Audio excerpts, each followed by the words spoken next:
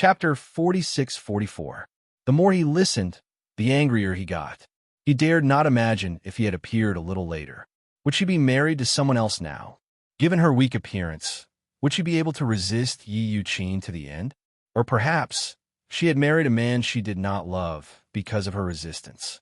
He was a little angry. He was very concerned about this matter. Actually, he knew that his wife's marriage to him was probably a little rebellious. At least, half of it was to resist Yi Yuqin's tyranny. What about the other half? Was there a reason for it? Did she still remember him? She probably did not remember him. He did not know if she still remembered the boy who chased after her car when she left when they were young. What are you thinking about? Bai interrupted his meditation. Seeing that his expression was not good, she thought that it was because of Yi Yuqin's matter. She immediately comforted him. Don't be angry. You don't have to lower yourself to my aunt's level. Okay. He nodded. Let's go back. Okay. He started the car and drove back home. They had yet to get the property deed, so the new house had not been handed over yet. However, the two planned to add some soft decorations on top of the house's hardcover. The style of the house mainly depended on the soft decorations. She liked Northern European and Chinese styles, while Gu Qingze, who had lived in the Gu residence since he was young, was sick of the Chinese style, so he leaned toward American and Northern European styles.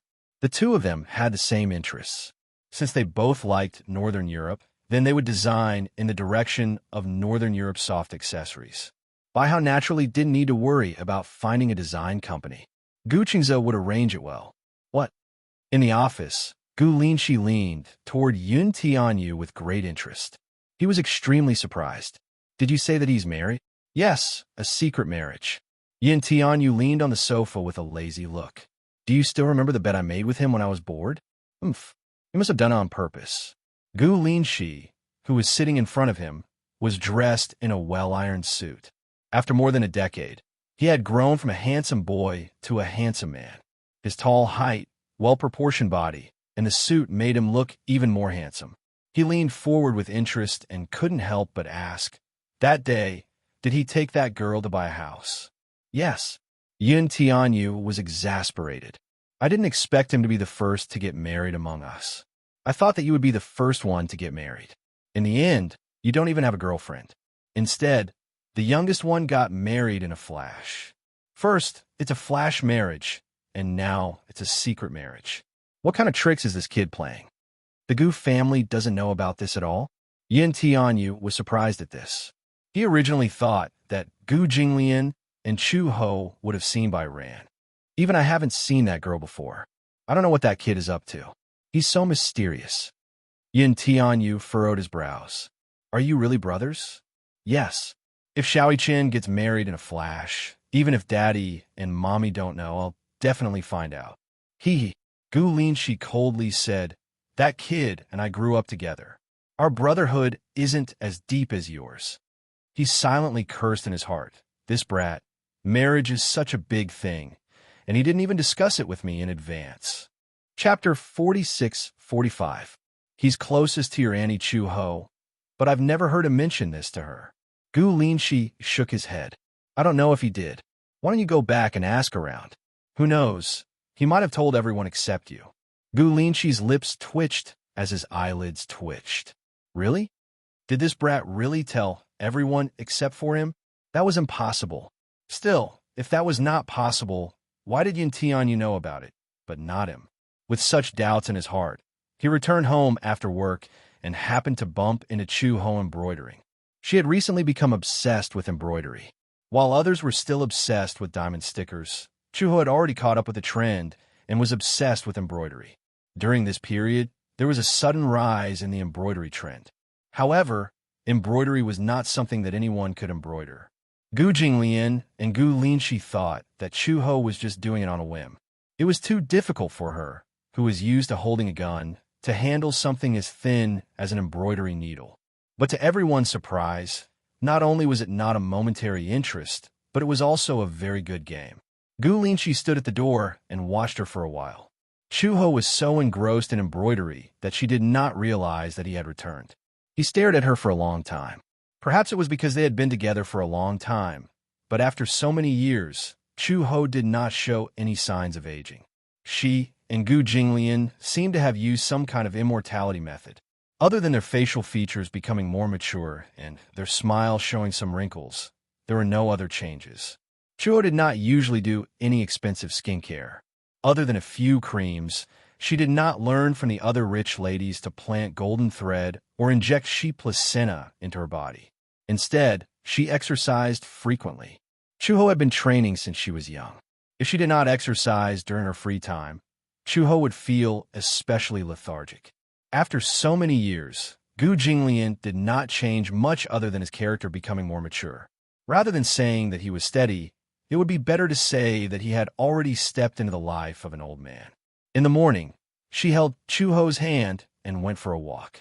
When she was running, he would carry the birdcage in the park and enjoy the morning breeze. Gu Jinglian was obsessed with raising parrots.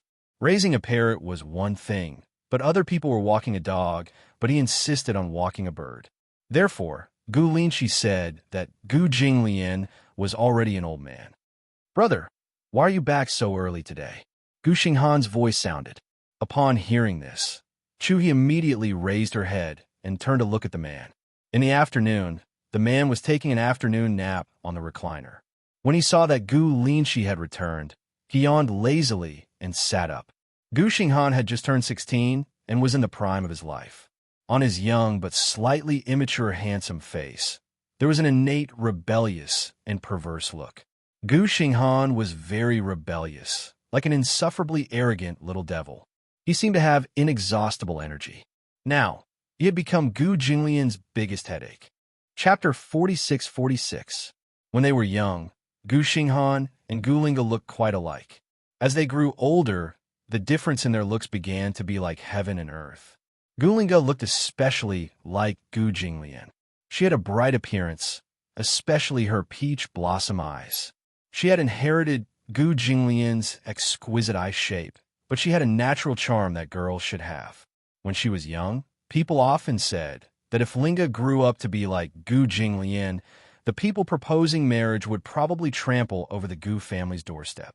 Gu Jinglian snorted and said lightly, "If Linga grew up, those unscrupulous boys would not even have the chance to cross the Gu family's threshold." Since they were young, Gu Jinglian favored Gu Linga, while Gu Xinghan was closer to Chu Ho. Opposites attract. This rule was so applicable in the Gu family. Gu Jinglian's temper was quite bad, but he could do nothing about Gu Linga.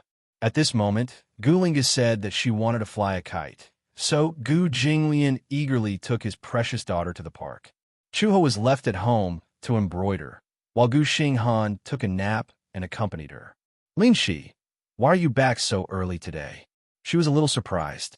Gu Linshi casually put his briefcase on the table and smiled. "There's nothing to do with the company, so I came back early." "Oh." Chu Ho nodded and took out her embroidery work as if it was a treasure. She leaned in front of him and said proudly, "Look, how is my embroidery?" Very good. You're too perfunctory. You didn't even look at it much." Gu Linshi was helpless. "Mom, you know that I don't know anything about embroidery. As long as it's embroidered by you, I think it looks good." Chu Ho smiled and did not blame him. She took the embroidery back to the table and began to embroider seriously. Gu Xinghan yawned again. "Mom, you've been embroidering with your head down. Isn't your neck sore?" "It's not sore. Be careful of cervical spondylosis." Chu Ho glared at him. Gu Xinghan felt guilty from the stare and whistled. "Pretend I didn't say anything. I'm just concerned." Gu Linshi suddenly asked, "Mom, has Chingza been back recently?" "Him?"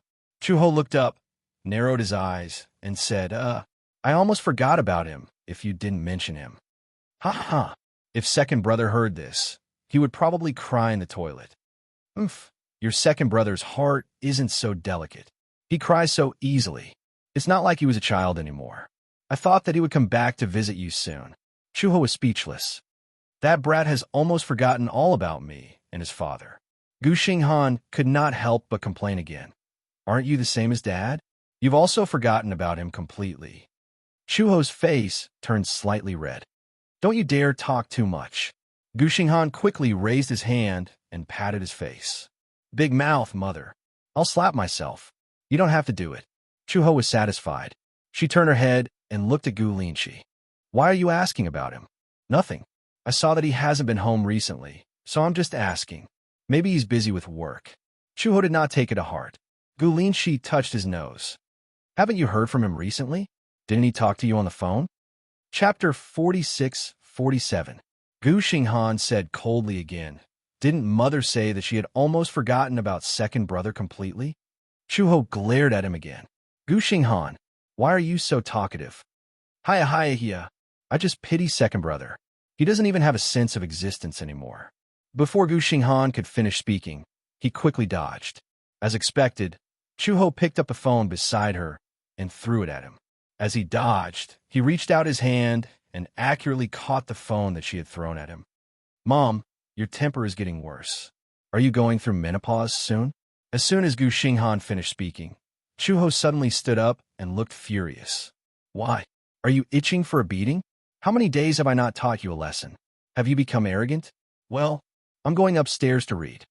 Gu Xinghan finished speaking resentfully, then walked around her and went upstairs dejectedly. Gu Linshi looked at Chuho, who had run upstairs, and shook his head. His face was full of helplessness and affection as an elder brother. Xinghan is at the age where he is mischievous. Chuho is furious. You said I'm going through menopause, but he's still in his rebellious phase? The mention of menopause seemed to have hit Chuho's sore spot. Previously, Chuho's temper had been particularly irritable, and she had been suffering from insomnia. When Gu Jinglian took her to the hospital said that she was going through menopause and that these were normal reactions. Telling a woman that she was going through menopause was undoubtedly telling a man, you can't do it anymore. It was the same critical hit. Chuho almost kicked up a fuss in the doctor's office. She said a famous saying, menopause? I'm still so young. Imagine a woman in her 40s saying that she was still so young. In the entire office, the doctors huddled together and hugged each other as they trembled. They looked at the angry Chuho, but did not dare to say anything. At that time, Gu Jinglian was afraid of angering her, so he didn't say anything at the scene. When he got home, and Chuho wasn't around, he mentioned it to Gu Linshi and Gu Xinghan. They laughed so hard that they almost couldn't breathe. It must have been hard on him. He had such a strong desire to live. In order to avoid Chuho's violence, he had to hold back his laughter all the way home. During dinner, he even had to pretend to be calm. He imitated Chuho and said, I'm still so young. Ha ha, she's already in her 40s. Does she still think she's a little girl? Of course, Chuho didn't know that Gu Jinglian was bad-mouthing her behind her back. Over the past 10 years, Chuho had always felt that time had passed abnormally fast. She couldn't even feel the passage of time. 10 years had passed in the blink of an eye. Sometimes, it was inevitable that she would feel melancholic. Over 10 years had passed too quickly. In another decade or so, she and Gu Jinglian should be a little older. People were not afraid of aging. It was just that the older they got, the more things and people they missed. When they were young, they were high-spirited. When they were slightly older, they had more worries in their hearts. Chuho sat down in her seat. Gu Linshi walked over and patted her back gently. Mom, sometimes don't hold it in. Just hit him if you want to. That kid has a thick skin and can take your punches. I'm afraid that in the future, when I can't hit him anymore, he'll hit me. Do you think my dad is a pushover? No matter how old he is, if he slaps that kid, he'll be plastered to the wall. Chuho was speechless. She asked, You were just talking about Qingze. Why are you suddenly talking about him? Well, the topic returned to that. Chapter 46-48. Seeing his hesitation, Chuho suddenly became nervous. What's wrong? Did something happen to him? If Gu Linshi's expression was like this at the mention of Gu Xinghan, then the lad must have gotten into trouble. However, if Gu Linshi's expression was like this at the mention of Gu Qingze, then Chuho would be worried that something might have happened to him. Gu Linshi hurriedly explained, Mom, don't overthink it. Tell me quickly. Gu Linshi touched his nose. I don't know if he mentioned it to you, but judging from your reaction, I don't think so. Since you know, then tell me. He's married. Gu Linshi quickly reported the situation. Chuho did not react for a moment. Huh? However, after a while, her expression gradually changed. He's married? Yes. He even bought a house. Chuho was stunned for a long time. His brows furrowed, and he was slightly angry. Why didn't he tell me then? He didn't tell me, either. Then, how did you know? Well, Yin Tianyu told me that he went to Spring River Royal Seal to buy a wedding house. Spring River Royal Seal was a property developed by Shengyu Financial Group. Chuho knew this. That lad is all grown up now. Why didn't he tell us that he's married? Chuho snorted. Is he afraid that I won't agree to it? I'm so open-minded. As long as it's what he likes, I don't mind even if I have to break my leg. I'm guessing that there's something he can't say. Chuho glanced at him. Really? When are we going to do an unannounced visit? An unannounced visit? Cough. Gu Linshi moved closer to her ear. I heard that the lady has moved to Cheng's apartment. I also checked her schedule. The day after tomorrow, when she's off and Cheng's is at work, we can make a surprise visit. Just the two of us. Do you want Dad to go too? I don't know. Chuho was suspicious again. What identity are we going to use? I don't look like Cheng's, so I'll say that I'm his friend. Then I'll also say that I'm his friend. Gu Linshi couldn't help but say, Mom, at your age, it's not appropriate to call him a friend, right? Chuho clenched his fists. You think I'm old too? No. Chuho suggested again, then I'll say that I'm his aunt. Gu Linshi finally nodded. Gu Linshi had plenty of ways to investigate by Ran's background. So, just as he found out, Gu Qingze went to work early that day while Bai Ran was resting at home. At noon, when she was about to go out to buy some groceries, she saw Gu Linshi and Chuho standing at the door. They had just arrived and were about to ring the doorbell. Bai Hao was stunned. The reason why he was surprised was because the woman in the mask looked a lot like Gu Qingze. Although he couldn't see his entire face, that pair of eyes was exactly the same. Bai Hao looked at Chuho and asked, You are? Oh, is this Qingze's house? Chuho asked, even though he already knew the answer. When Bai Hao saw them, she guessed that these two people probably had something to do with Gu Qingze. You are? I'm Qingze's aunt. I came once before, but I haven't been here in a long time.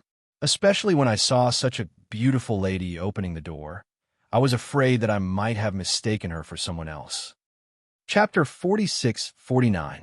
Bai Ran ushered them into the house. Chuho and Gu Linshi looked at each other. Through the mask, Chuho whispered to Gu Linshi, This girl is so careless. She probably thinks you look like Qingze. Chuho nodded. The two of them entered the house, and Bai Ran invited them to the sofa. She seemed to be in a hurry. After all, it was her first time receiving elders from her family. She wrung her hands and asked tentatively, Qingze is still at work. Should I call him back? Oh, it's okay.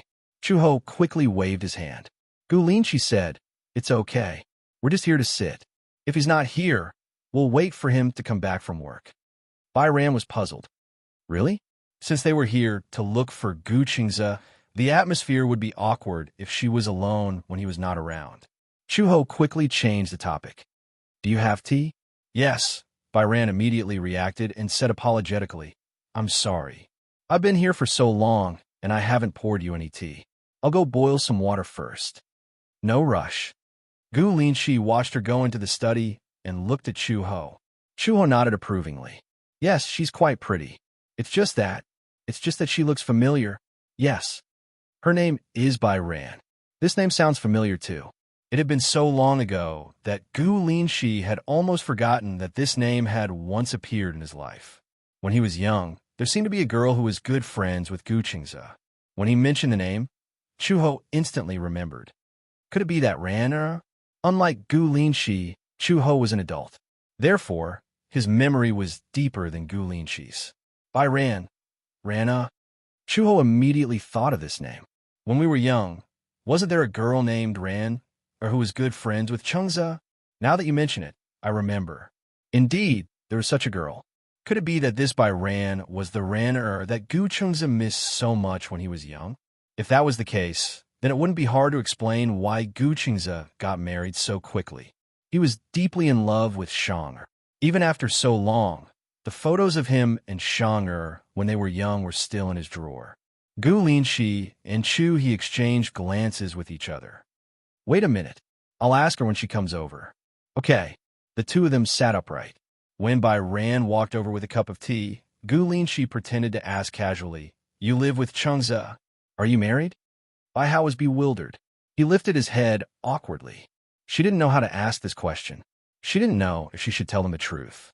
Most importantly, she did not know if Gu Qingze had any intention of announcing their marriage to his family. They had a secret marriage.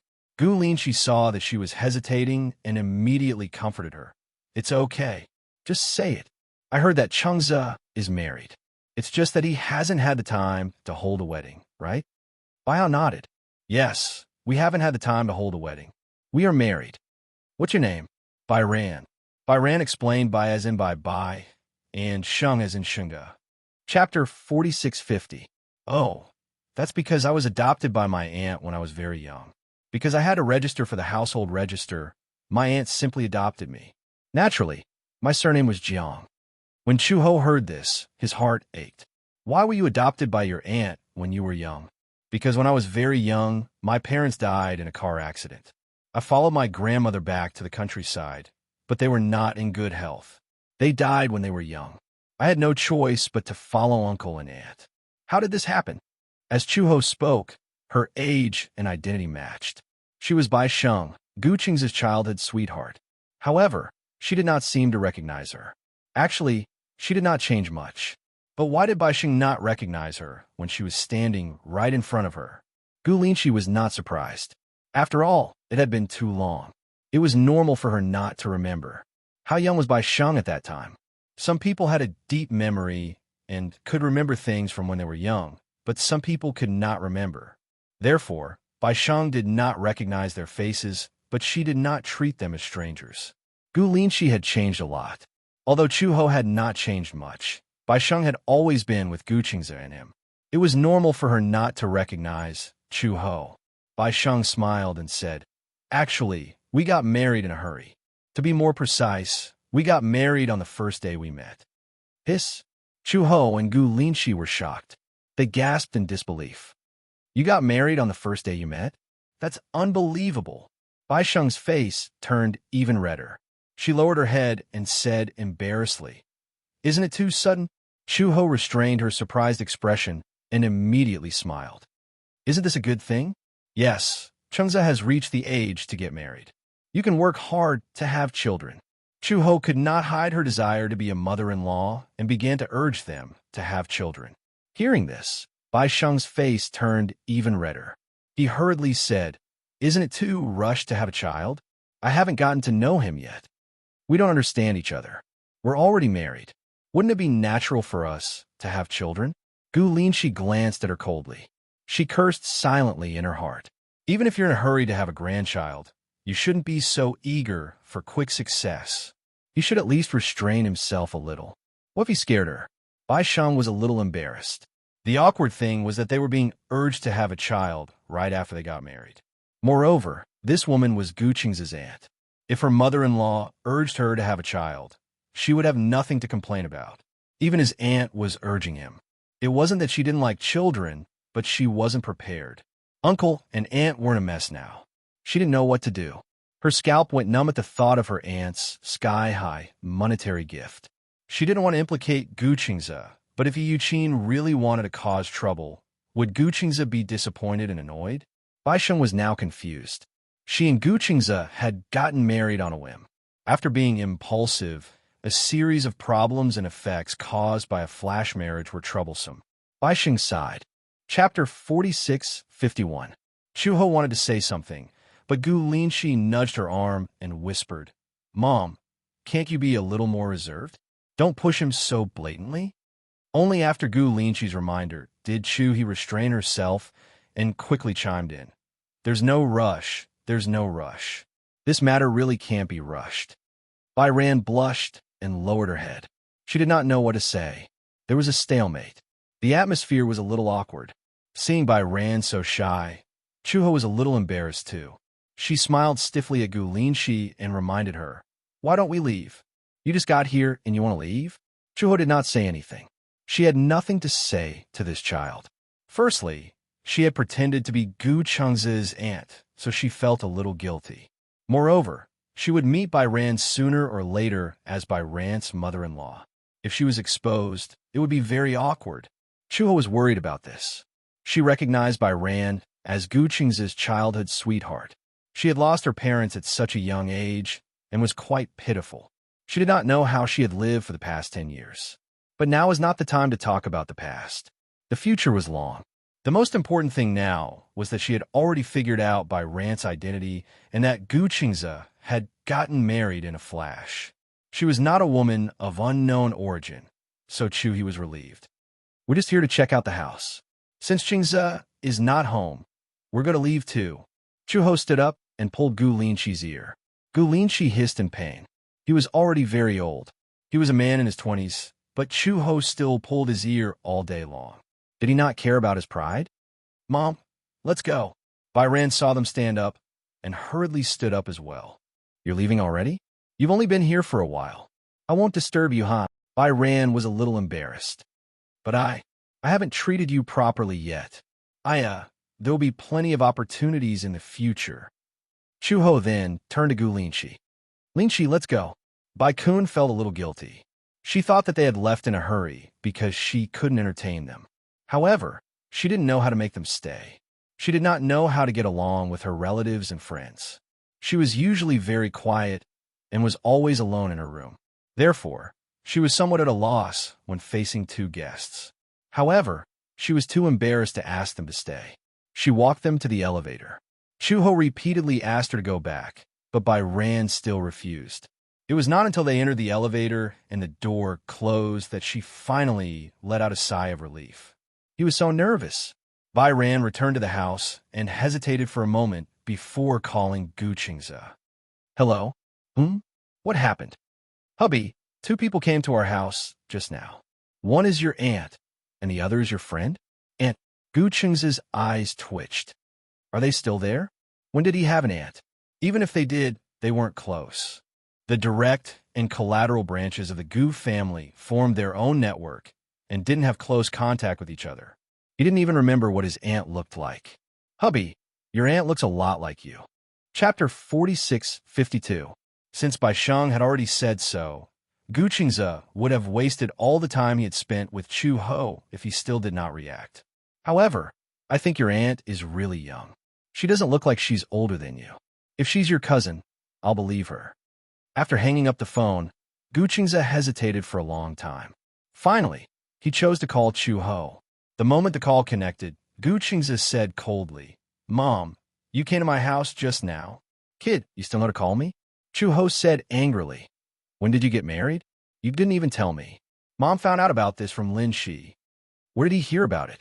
When did Gu Linqi become such a blabbermouth? Anyway, Chu Ho said angrily, you shouldn't have kept it from me. Mom, did you recognize her? Gu Qingze suddenly asked. There was silence on the other end for a while. Chu Ho said, Bai Xing must have suffered a lot. Yeah. Gu Qingze sighed from the bottom of his heart. No matter what, at least in the future, I won't let her suffer a little. I don't care about the past, but since she's my wife, if anyone dares to bully her again, I won't let them off. After a pause, he sighed with lingering fear. No matter what, it's great to be able to meet her again. I thought I'd never see her again in my life. At that time, when he was young, he chased after a car. At that time, he did not hesitate to do anything because he felt that if he did not catch up, he might never see her again in his life. He did not expect that there would be such a freak combination of factors. When he recognized her as Bai Sheng, he would never allow himself to let go again. Gu Qingze had been a nostalgic person since he was young. A cup that had been used for 10 years, a blanket that had faded in color, but he still liked to hug it to sleep. A doll that he liked. No matter how old it was, he would still hug it in his arms and love it so much that he could not let it go. Once a nostalgic person fell in love with someone, it would last for a lifetime. Chu Ho knew that his son was nostalgic, so he did not rush him to get married so quickly. Liking someone was a lifelong thing. Chu Ho nodded and said, I'm glad you like it. I also like Bai Sheng. You two have been the best since you were young. I'm also happy that you two can be together. Have you thought about when to hold the wedding? Chu Ho said, every girl looks forward to their wedding. You married her just like that, and you didn't even promise her when you would get married? Mom, she doesn't seem to recognize me. Gu Qingze sounded a little disappointed. Did she forget about me? A girl's memory is generally not as good as a boy's. Chuo paused and said, besides, you've changed so much. How could anyone recognize you? Gu Qingze didn't say anything. Clearly, he was still a little disappointed. Bai Sheng had been his goddess since he was young. In fact, many girls in the class liked Gu Qingze, but only Bai Sheng gave her the feeling of bathing in a cool breeze. He liked her and had liked her for years. Unexpectedly, she seemed to have forgotten about him. Gu Qingze said, no matter what, she's my wife now. I'll take good care of her. Chuho sighed. I have to digest it too. Digest what? Chapter 4653. Gu Qingze was silent. Okay, digest it well. With that, he hung up the phone. He really didn't know what to do with this mother. Gu Qingze was about to return to his work when his phone rang again. He frowned, stared at the screen, and picked up the call. What's wrong? Are you done digesting the fact that you're going to be promoted to a mother-in-law? There was silence on the other end for a while. Then an aggressive voice came through. Gu Qingze, right? The tone was extremely arrogant, as if he wanted to eat someone alive. Gu Qingze was confused. He picked up the phone and looked at the screen again, only to find that it was an unknown number. Why aren't you talking? Are you finally scared? Huh? Gu Qingze laughed. Who is this? I'm asking you, is this Gu Qingze? Huh? The voice on the other end was especially arrogant, like a gangster. Gu Qingze confirmed again. Who are you? The call was quickly picked up, and Yi Yuqin's voice came through. Qingze, right? Auntie, Gu Qingze called out after Bai ran. Don't. I haven't acknowledged you as my niece-in-law yet. Yi Yuqin said arrogantly. You want to acknowledge me as your relative? I haven't agreed to marry Bai Ran to you yet. Then why are you calling me? Are you at work now? Yes. Where's the company? Gu Qingze gave the address almost without hesitation. Shenzhe Building. The elevator goes straight to the 25th floor. Give my name, and someone will bring you here. Gu Qingze gave his name almost without hesitation, which surprised Yi Yuqin. She originally thought that this guy would admit defeat when he heard that she was obviously looking for trouble. In the end, he gave the address so easily. Yi Yuqin was furious. Gu Qingze's taunt had no intention of giving a monetary gift. Yi Yuqin had already promised a few big bosses that she would introduce Bai Ran to them. How big could the so-called big bosses that Yi Yuqin was talking about be? Either they were people who got rich overnight, or they were people whose wives died of illness, or divorced men who remarried. They were not good-looking, but they were rich. On the other side, Yi Yuqin couldn't wait any longer. Hence, she found a hired thug from who knows where to find trouble with Gu Qingze. Although Gu Qingze was a natural airhead when he was young, he had grown up with Chu Ho and Gu Jinglian, so he still had this bit of awareness. From the phone call, he could vaguely tell that Yi Yuqin had brought people to cause trouble. However, it was not that he was not on guard, but that he was too lazy to be on guard. Shangzhe was his territory. Would he be worried that someone would cause trouble in his own territory? Yi Yuqin probably treated him as an ordinary employee and wanted to cause trouble in his company. Half an hour later, Yi Yuqin really arrived with her people. She walked into the lobby with a burly man. Before she could protect herself, she was led to the floor where the CEO's office was located. When she finally saw Gu Qingze in the reception room, Yi Yuqin looked around and smiled coldly at Gu Qingze. Haha, I couldn't tell that your workplace is decorated quite grandly. Gu Qingze sat on the sofa and smiled slightly as he gestured for them to sit. Chapter 4654. My boss. Although in a sense, he was Shenzhe's boss, strictly speaking, he was only the CEO in name. Shenzhe still belonged to Gu Corporation, and the big boss of Gu Corporation was probably cultivating and practicing calligraphy in the Gu Mansion. Why do you want him to see you? Huh, I have something to ask him. What is it? I just want to ask if he can still keep his employee after doing such an immoral thing. Immoral? Gu Qingze was really curious and couldn't help but want to find out. He really wanted to know what kind of immorality Yi Yuqin was talking about. You're a marriage scam. Marriage scam? Gu Qingze's lips twitched. You don't have a house or a car. I don't know what kind of tricks you use to trick by you. Nowadays, which family doesn't give a cash gift to buy a house and a car? Gu Qingze touched his nose and said, I bought a house and a car, but I haven't seen any cash gifts. He thought of many things Yi Yuqin would say, but he did not expect to be accused of marriage scam. Why did he want to laugh when he heard that? Yi Yuqin continued. Gu Qingze, I advise you to be sensible and divorce by you quickly. Otherwise, if this matter gets out of hand, you won't be able to survive in this company. He was really not afraid.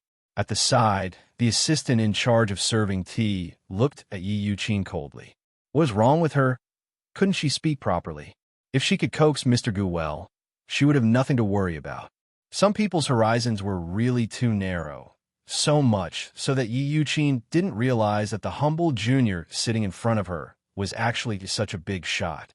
Gu Qingze smiled and nodded. Why should I divorce her? We just got married. Also, I didn't scam her into marriage. Where's the cash gift? Yi Yuqin was aggressive. I didn't even see the cash gift. This marriage doesn't count.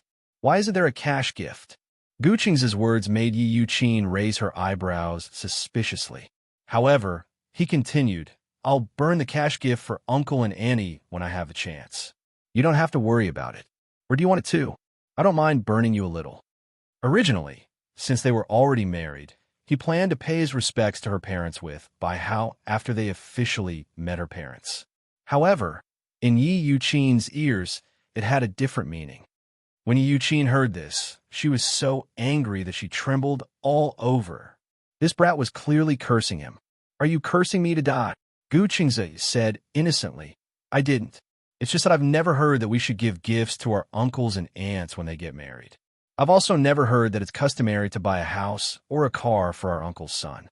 Oh, could it be that I'm too outdated? His words were like pearls of wisdom, but they were all reasonable. Yi Yuqin stood up angrily. Gu Qingze, don't be so shameless. Let me tell you, although I'm by Yan's aunt, I'm her guardian. I'm the one who raised her. In ancient times, there was a saying about Yangzhou's thin horses. I wonder if such a thing still exists in the modern world. Chapter 4655. Skinny horse was an insulting term for women. It meant that they could do whatever they wanted to women, just like how a slave would abuse a weak horse. Why was it called skinny horse? Because the middlemen who engaged in skinny horse breeding would buy young girls from poor families at a low price, raise them, and sell them a high price. It was the same as how merchants bought skinny horses at a low price, fattened them up, and sold them at a high price. Hence, people called these women skinny horses. During the Ming and Qing dynasties, skinny horse breeding became a lucrative investment, and a large number of people specialized in this profession. They would first invest money to buy beautiful girls from poor families and train them. They would teach them singing and dancing, music, chess, calligraphy, and painting. After they grew up, they would sell them to the rich as concubines or enter brothels to make money. Because most poor girls were thin and weak, the name skinny horse came about. When they first bought a girl, it only cost them a dozen strings of coins. When they got married, they could earn up to 1,500 taels of silver. When the common people saw that there was profit to be made, they would compete to follow suit, and this became the norm. During the Ming dynasty, Yangzhou salt merchants monopolized the salt transportation industry in the country, and they were rich. Hence, at that time, skinny horse breeding was the most popular trend in Yangzhou. And Yi Yuqin clearly saw the white horse as a skinny horse. Yi Yuqin did not understand the term skinny horse, but she could clearly see that Gu Qingze's expression had turned cold. I don't care what you're talking about. I'm just asking, are you getting a divorce or not? Divorce? Gu Qingze smiled. The Gu family has a tradition. Once you marry into the Gu family, there is no such thing as a divorce. Even if there is, it has nothing to do with other people. Unless Jean wants to divorce me, there is no such thing as a divorce. Yi Yuqin was so agitated that she stood up from the sofa. She pointed at Gu Qingze and said, Must you make the situation so ugly? Make a scene?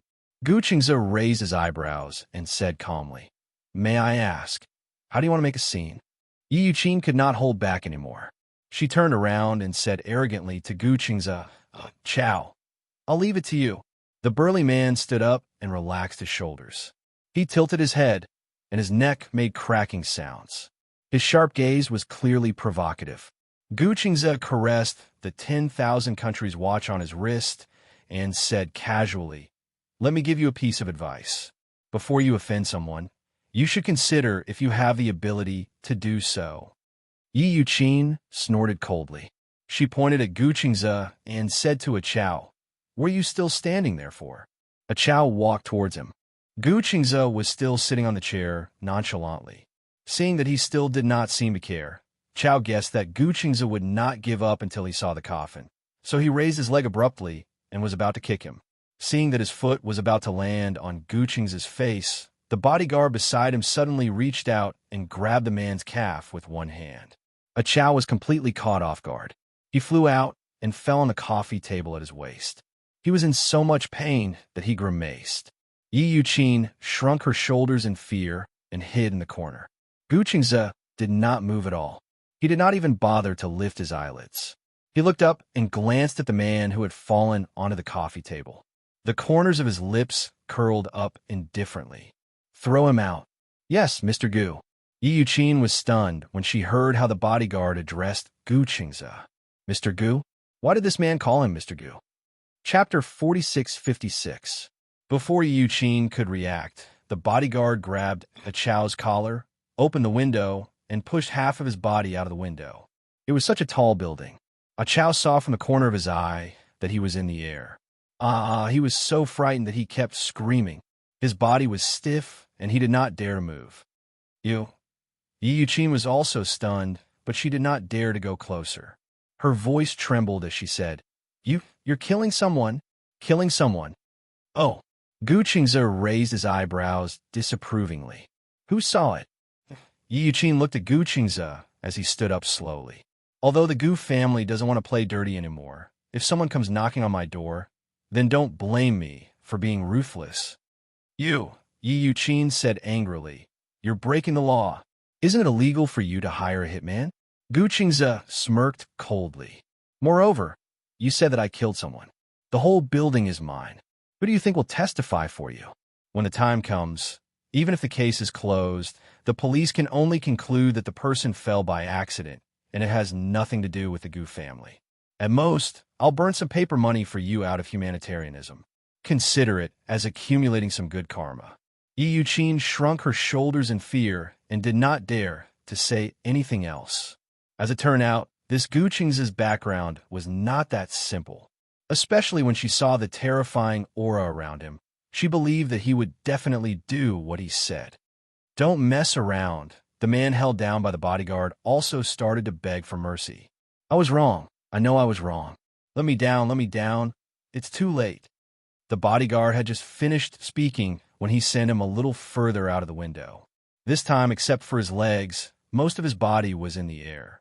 Ah Chow was so frightened that he almost peed his pants. He screamed and howled in fear, but he did not dare to kick his legs and struggle. If he was not careful, he was afraid that the bodyguard would not be able to hold him down and he would fall. Who's the one who won't cry until they see the coffin? Gu Qingze frowned and looked at Yi Yuqin. "How have you treated Jean, these past 10 years? I didn't cause you any trouble, but you came knocking on my door." Although Gu Qingze was adorably silly when he was young, after so many years of teaching by Gu Jinglian, he had inherited Gu Jinglian's imposing manner when he was angry. Yi Yuqin did not dare to speak at all. Her scalp was numb. A Chow wrapped his fist in his palm and begged for mercy. "Please, put me down. I'll scram right away. I'll scram right away. I beg you. In the future, I will never find trouble with you again." The bodyguard turned to look at Gu Qingze. However, Gu Qingze said, "If I put you down just like that, wouldn't they say that I'm just bluffing? No way. Impossible. I swear. I beg you, I don't want to die." A Chow sounded like he was about to cry. Hearing this, Gu Qingze snorted coldly. "Put him down." The bodyguard then pulled the man back through the window and threw him on the ground. The moment he was thrown on the ground, he could no longer hold back his pee and his pants were wet. Gu Qingze was disgusted when he saw this and said in a low voice, "Scram. Yes, yes. I'll scram right away. I'll scram right away." A Chow was so frightened that he crawled out on his knees. When Yi Yuqin saw this, she wanted to leave too. She was about to walk to the door when the bodyguard blocked the door and there was no way out. Chapter 46:57. Yi Yuqin's expression stiffened as she turned around, only to see Gu Chengze standing behind her with an expressionless face and a cold smirk. "Auntie, why do you want to leave? You didn't even say goodbye. Why? Aren't you staying for lunch?" "No, there's no need." Yi Yuqin was terrified. She did not know why, but even though Gu Chengze was standing in front of her with a gentle smile, it gave her a creepy feeling. Some people were scarier when they smiled than when they didn't.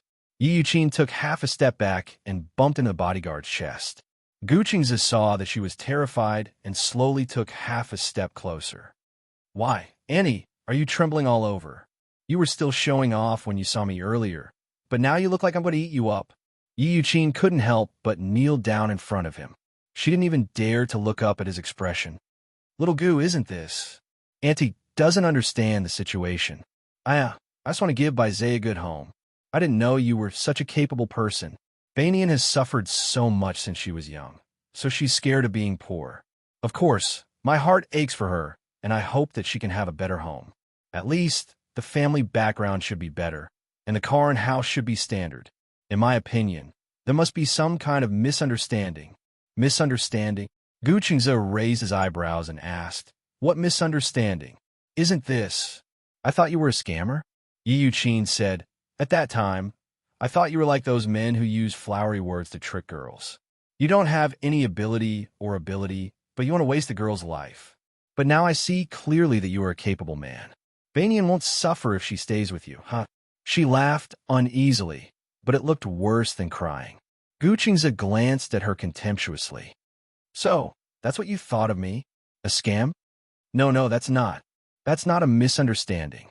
Yi Yuqin frowned bitterly and said, "Byran didn't mention your situation to me, so I didn't know. It turns out that your family background is not bad. Since that's the case, I acquiesce in your marriage with Byran." Her words were undoubtedly trying to please Gu Chengze. However, Gu Chengze sneered from the bottom of his heart and said disapprovingly, "I never thought of getting your permission to marry Byran. Although you are Baihao's legal guardian in name, don't think I don't know how you've treated him all these years. This debt can't be settled just like that." Yi Yuqin shuddered and quickly explained, I treated Baihao well. Her parents died early when she was young, and my living conditions weren't good, but I still insisted on bringing her over to raise her. At that time, there was a couple who wanted to buy her for 50,000 yuan. They wanted to bring her home as their daughter. How could I not know that they wanted to bring her home as a child bride? I didn't want to. 50,000. At that time, I was sick and had to undergo surgery at home. I owed a lot of debts, but I didn't ask for the money from Wolf Heart. Oh, really? Chapter 4658. Gu Chengze paused and continued. It's just that you didn't want it back then, but that was because you felt that 50,000 was too little. You wanted them to offer 100,000, but the price fell through and they weren't willing. You even pestered them for a while. At that time, someone secretly called the police, so they didn't take Byran away in the end. Yi Yuqin was speechless. Byran knew about these things. She was so young then. Yi Yuqin thought that she didn't know anything. Gu Chengze continued. Don't tell me that you paid for Byran's college education. Heh, Byran did the math, and she said that the money she worked to repay you had been paid off. Yi Yuqin sighed deeply and said despondently, this child, she really wronged me. I want her to pay back the money, but actually, I wasn't really helping her pay back. I just felt that when a girl grows up, she naturally has to be independent. I kept telling her not to rely on men too much and to learn to be independent and spend her own money. I wanted to train her to be independent. If that's the case, why did you keep matchmaking her with rich but old men? Gu Chengze's words were like pearls. Yi Yuqin didn't know how to answer. She was stunned for a long time before she tried to defend herself. I don't think so anymore. What's the use of being independent? Marrying a good husband is the most important thing. Look at me. I've always been earning money to support my family, but with a husband like that, I've been busy for most of my life and didn't have any savings. Now that my son is getting married, I can't even find a wife. My family is so poor. Women can't be compared to men. Having a man to support the family is better than anything else. So, you specially picked some nouveau riche men for her, even if they're all divorced and widowed. I've tested my character first, Yi Yuqin said righteously. Although they are widowed, they are good people and will treat Bai Ran like a treasure. The more Gu Qingze listened, the more he wanted to laugh. Bai Ran's aunt was not very cultured, but when she started to quibble, she came up with one thing after another. Gu Qingze glared at Yi Yuqin in disgust and suddenly lost his patience. When are you going to stop quibbling? Yi Yuqin shuddered from his cold tone and knelt on the ground, trembling. I'm sorry. If you think that it's my fault, then I can't defend myself. Xiaogu, there are times when people's minds. I admit that I was muddle-headed. Being muddle-headed is being muddle-headed because of concern. I love Bai Hua so much that I treat her like my own daughter and dote on her. However, you can't blame me for doing something bad with good intentions. Gu Qingze clenched his fists. If it weren't for the fact that he didn't have a habit of hitting women, he would have kicked her out of the door. However, just because he didn't make a move, it didn't mean that he couldn't make others move. Gu Qingze turned around and glanced at the female assistant. He said to her, "Teach this spouting woman a lesson." He ran. He left. Yi Yuqin also wanted to leave. Just as she was about to stand up, the female assistant walked over and grabbed her hair. She pulled her back into the room and slapped her, causing Yi Yuqin to fall to the ground. Slap. The female assistant slapped her again without hesitation. Chapter 46:59. Gu Qingze did not stop. As he walked further and further away, the sound behind him became more and more miserable. However, in such a building, no one would care. This was his Gu Corporation. When Gu Qingze returned home, Bai Ran was asleep on the sofa. She was still holding a book in her hands. It was obvious that she had fallen asleep while reading it. The man walked over, picked up the book, and put it aside. Bai Ran was startled by his footsteps. She immediately sat up from the sofa and rubbed her sleepy eyes. You're back. Yeah, it's already so late. Only then did Bai Ran react. She was no longer sleepy. She stood up and looked out the window. The sky was still bright. Gu Qingze was already sitting on the sofa. He held her hand and pulled her into his arms. I came back early today. Bai Ran fell into his arms. She was caught off guard. He rarely touched her on his own initiative. After being married for so long, he had followed the gentleman's agreement before marriage. When he said that he would not touch her, he really did not touch her. He did not force her to do anything. However, this time, he took the initiative to hug her. Bai Ran did not feel any repulsion. In fact, she could not help but blush, and her heart beat faster. Bai Ran felt that the two of them were too close. She was a little shy and could not help but change the topic. Are you back so early because the company is not busy? I missed you, Gu Qingze said softly. I missed you, so I wanted to come back early to accompany you. He rarely said such romantic words. Bai Ran's heart beat even faster. Actually, she could not stand such mushy words of love. However, she did not know why such superficial words sounded so pleasant when they came out of his mouth. Bai Ran froze in his arms. She did not dare to move. Seeing her body so stiff, Gu Qingze knew that she was nervous. He laughed and said, "Why are you so nervous?"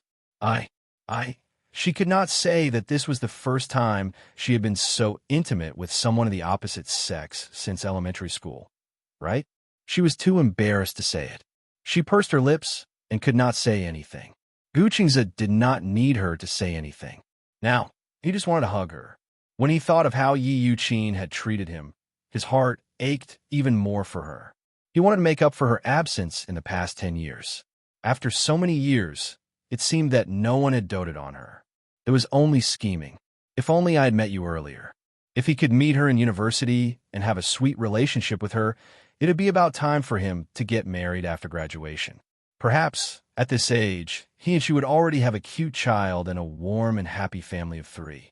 However, although fate was late, love was not. Gu Qingze was a very stubborn person. He believed in love, and at the same time, he was a very nostalgic person. Bai Yu was the first girl who made his heart move. At that time, They were still young and didn't know much about relationships. They were just pure childhood sweethearts. However, as time passed, he missed her even more. Perhaps he had already forgotten her silhouette. If not for the fact that he kept her photo, he would take it out from time to look at it when he missed her. However, he could never forget this name. Chapter 4660. Gu Qingze looked at her carefully. She lowered her eyelids. She was obviously a little shy and did not dare to look into his eyes. After being married for so long, it seemed that he rarely got so close to her. Actually, Bai Sheng could see that Gu Qingze was restraining himself, especially when he stood at the door of her room every time. He seemed to want to say something, but hesitated. He probably felt that it was not appropriate for them to sleep in separate rooms since they were already husband and wife. In terms of feelings and nurturing feelings, if the two of them were lukewarm, it would be difficult to make any progress. Bai Sheng did not reject being a little closer to him, but Gu Qingze was too gentlemanly. As a girl, she could not be too proactive. However, Gu Qingze stayed by her side and did not touch anything. It was as if they were in a platonic marriage. She knew that there was a limit to a man's tolerance. He had been holding it in. At first, she was uneasy, nervous, and then scared. In the end, she started to feel embarrassed. Qingze, don't speak. Gu Qingze used a finger to stop her from saying anything. Bai Sheng widened her eyes in confusion, and her heart started to beat faster. "Yo, I want to kiss you." Bai Sheng was so scared that she fell silent. Gu Qingze got closer and closer.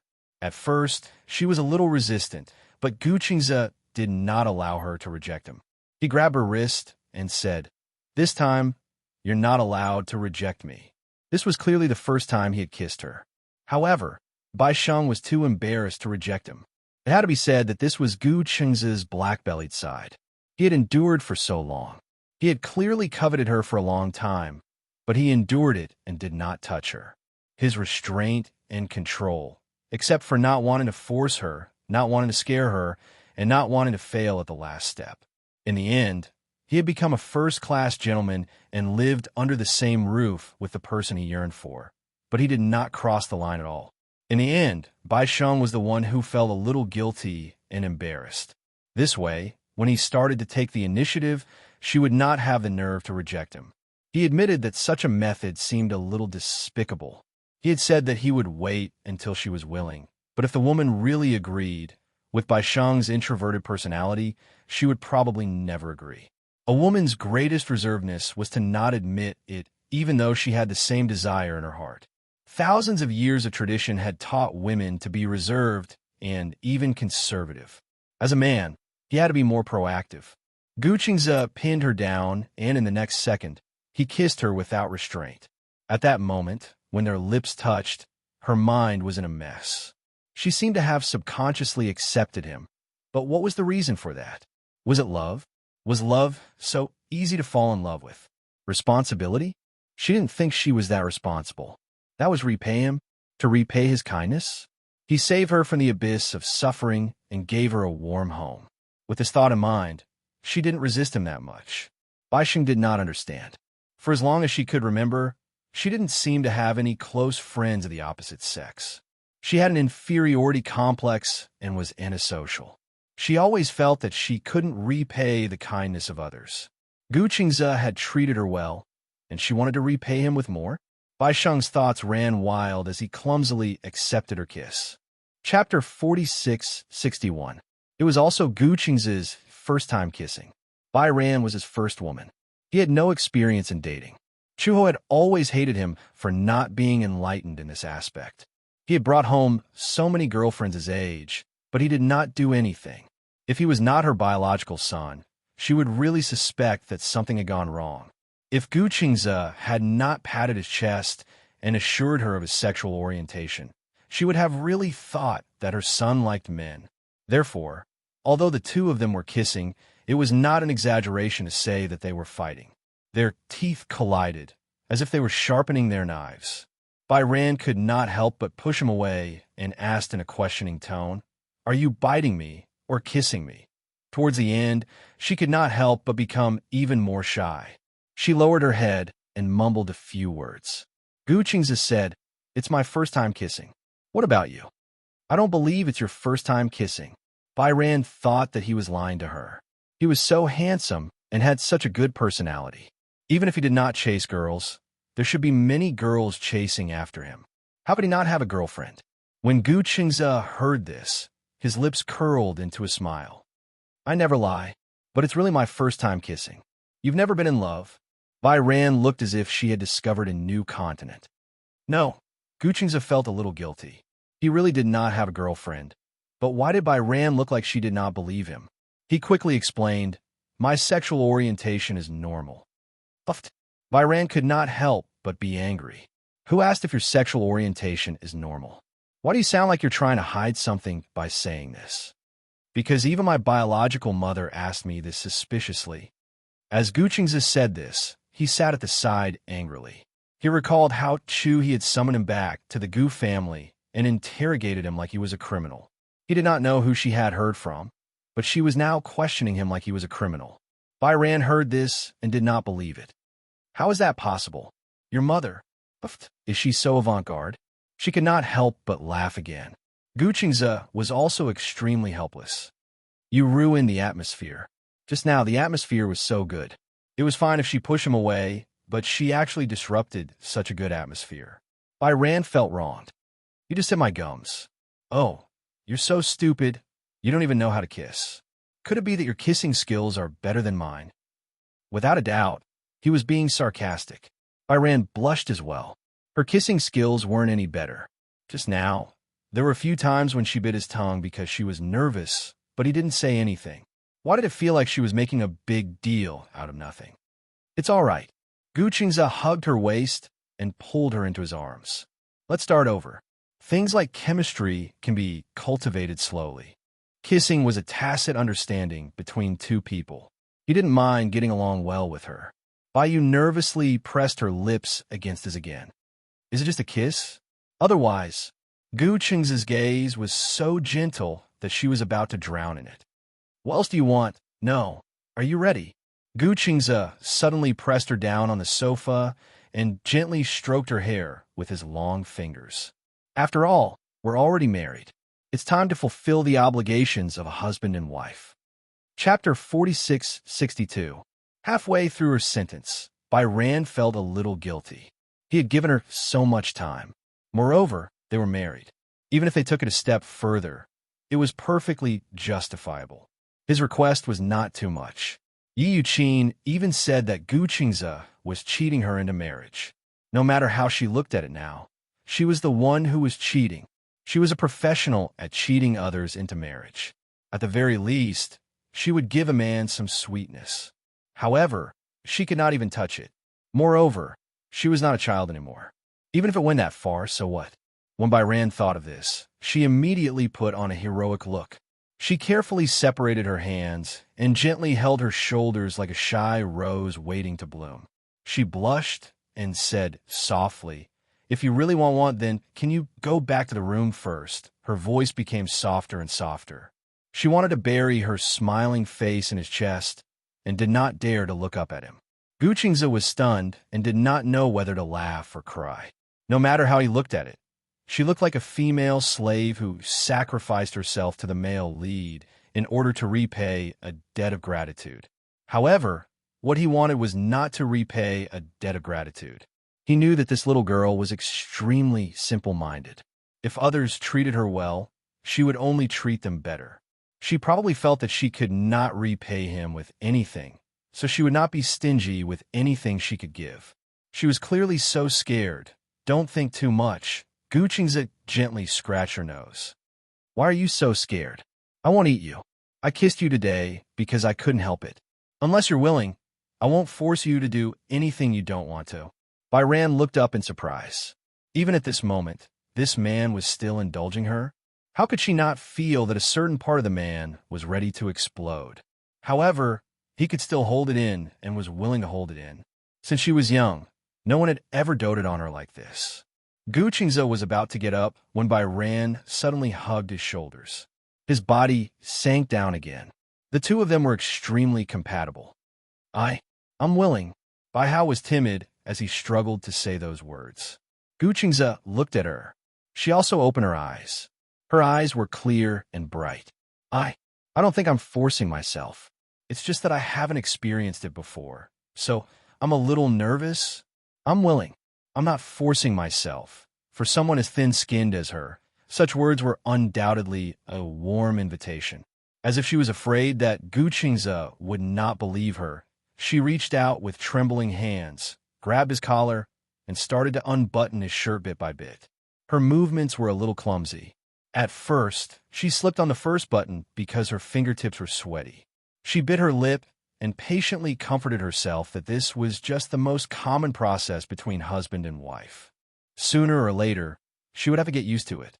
After all, from the beginning of their marriage, her plan was to work hard to be with this man until the end. Since they had never thought of getting a divorce, they would have to go through the normal process of being a married couple sooner or later, wouldn't they? Bai Qian was halfway through when Guqingze suddenly grabbed her hand. His eyes were filled with forbearance and doubt. You really won't force it? Bai Kun shook his head. No. Chapter 4663. Guqingze hugged her and carried her into his bedroom. All this time, the two of them had been sleeping separately. He slept in his room, and she slept in the other room. All this time, she had never stepped into his room. This seemed to be the first time she had entered his room. It was a huge room with a bed and a wardrobe. Outside the floor-to-ceiling windows was a balcony that served as a bustling night market. The next second, she was thrown onto the bed.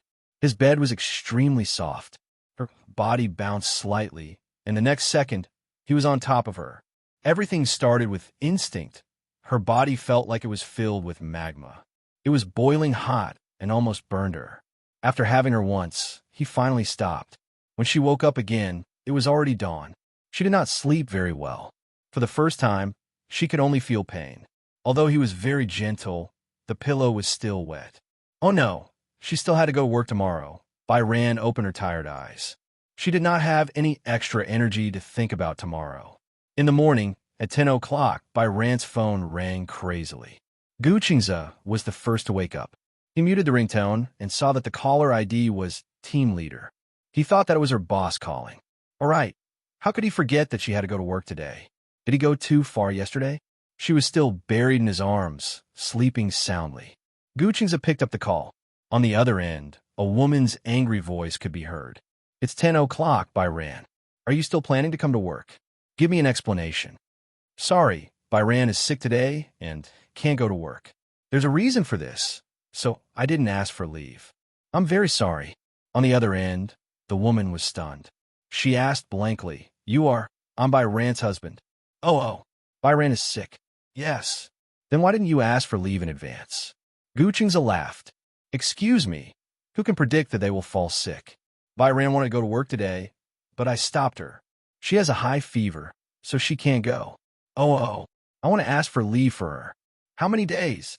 A week. A week. What fever would take a week? If you take a week off, it won't count as full attendance. You can take a day off at most.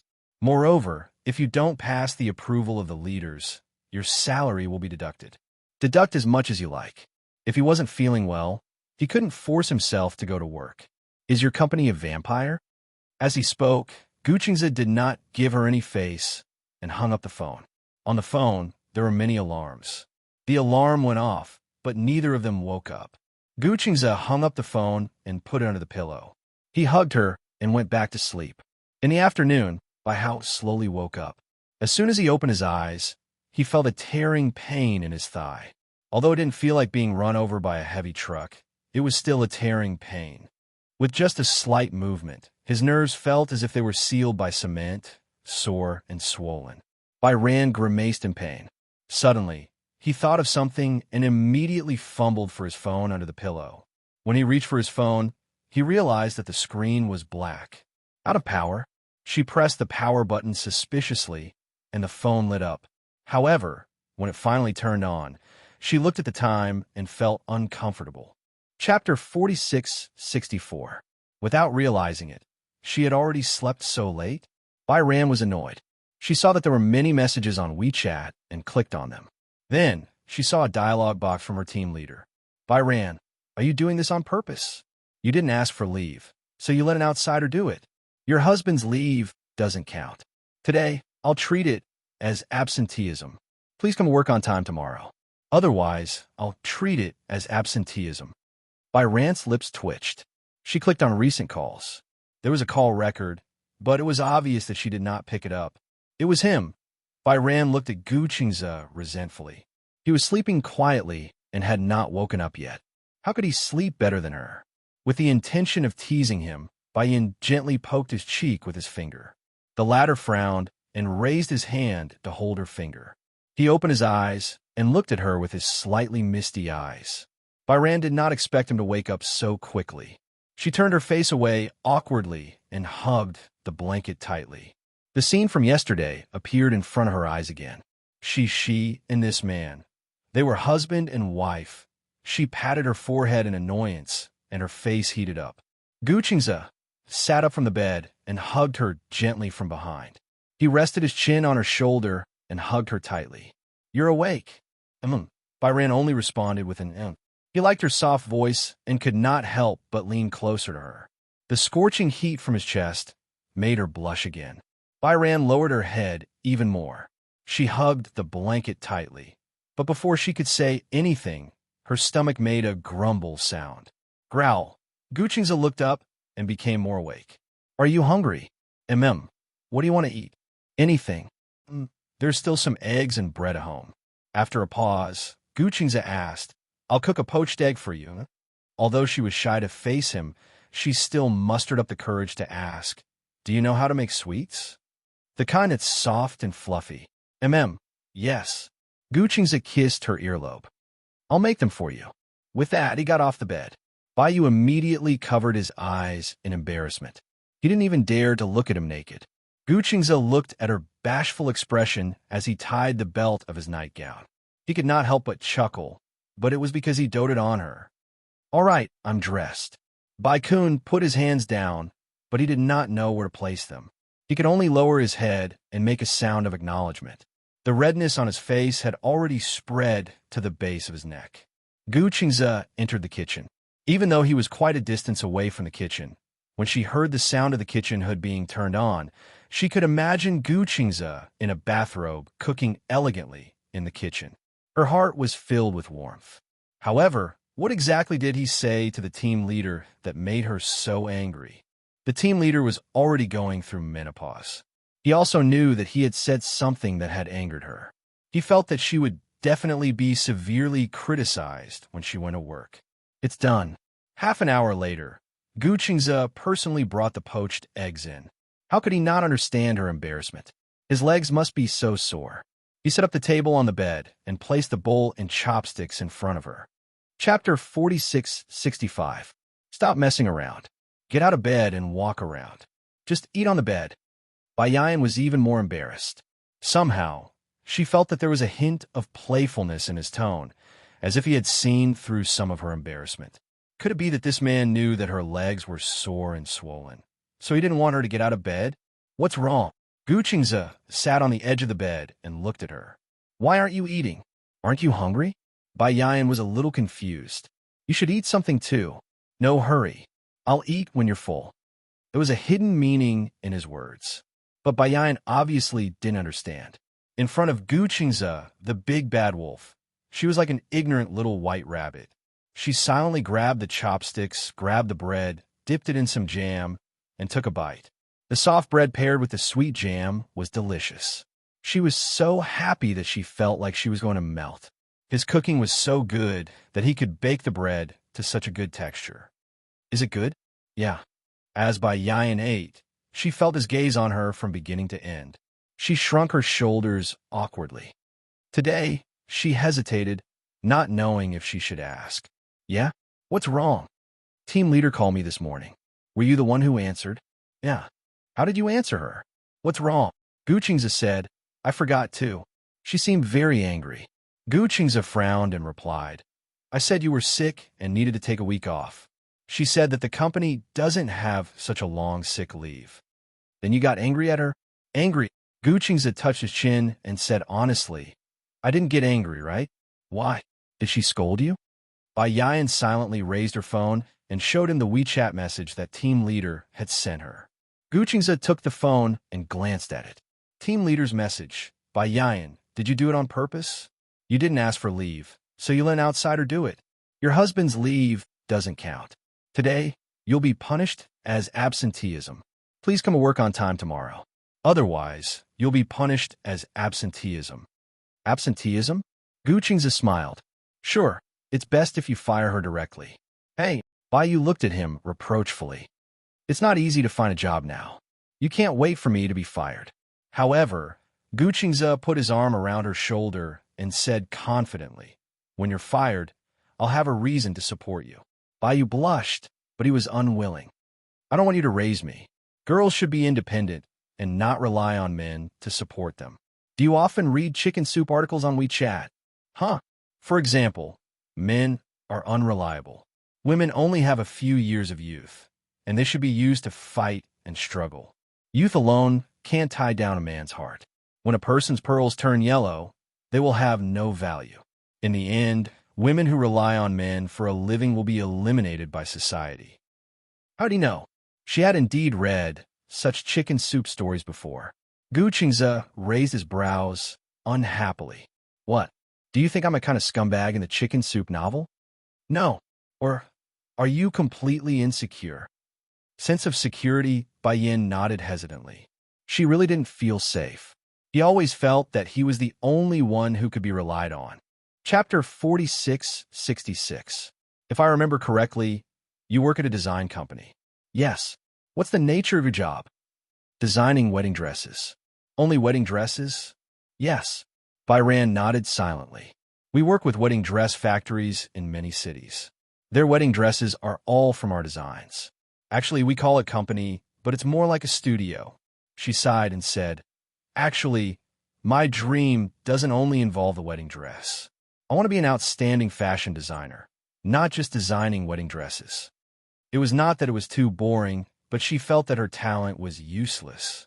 Bai Ran was a girl with low self-esteem and a little pride, and her design talent was what she was proud of. At that time, if she did not have a family background, she could have studied in France and studied design. However, Yi Yuqin would definitely not agree, so she had to give up this opportunity. Gu Qingze said, Why don't you consider quitting? That company won't give you much room to develop. But, Bai Ran said in distress, it's not easy to find a job now. Don't you still have me to support you after you leave that job? You can't support me forever. If I can, I'm willing. But you won't be willing to be supported by me forever, right? Gu Qingze said as he hugged her tightly. Why don't you register a company and set up a personal studio? This way, you can plan your own career and won't be bound.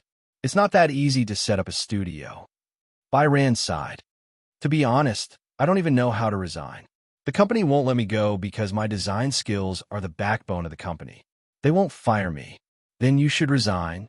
If I mention my resignation, the boss will probably cry and throw a tantrum. Although it was not easy to find a job now, Bai Ran's excellent design skills made the boss have high hopes for her. In short, she was the entire company's cash cow. The company had signed many contracts because of her. If she left, who would do the design drafts of those contracts? Bai Ran frowned and said, Let me think about it. Gu Qingze looked at her troubled expression and suddenly said, The thing that's stopping you is not the company, but your indecisive personality. Bai Hao was bewildered. Gu Qingze paused and said, Actually, I understand how you feel. You yearn for the feeling of being needed. In this company, you feel that you are needed. If you resign, you will feel guilty, as if you were a traitor who has betrayed the company. Yes, these words completely reflected her inner thoughts. Bai Yin said, I don't want to be a traitor. Either you become a traitor to your company, or you become a traitor to your life. You also said that a woman's youth is only a few years. Instead of putting your own structure in such a small company, you might as well step out. Or, if you want to study abroad, I can accompany you. What about your job? Bai Ran looked at him tentatively. Don't you want to work?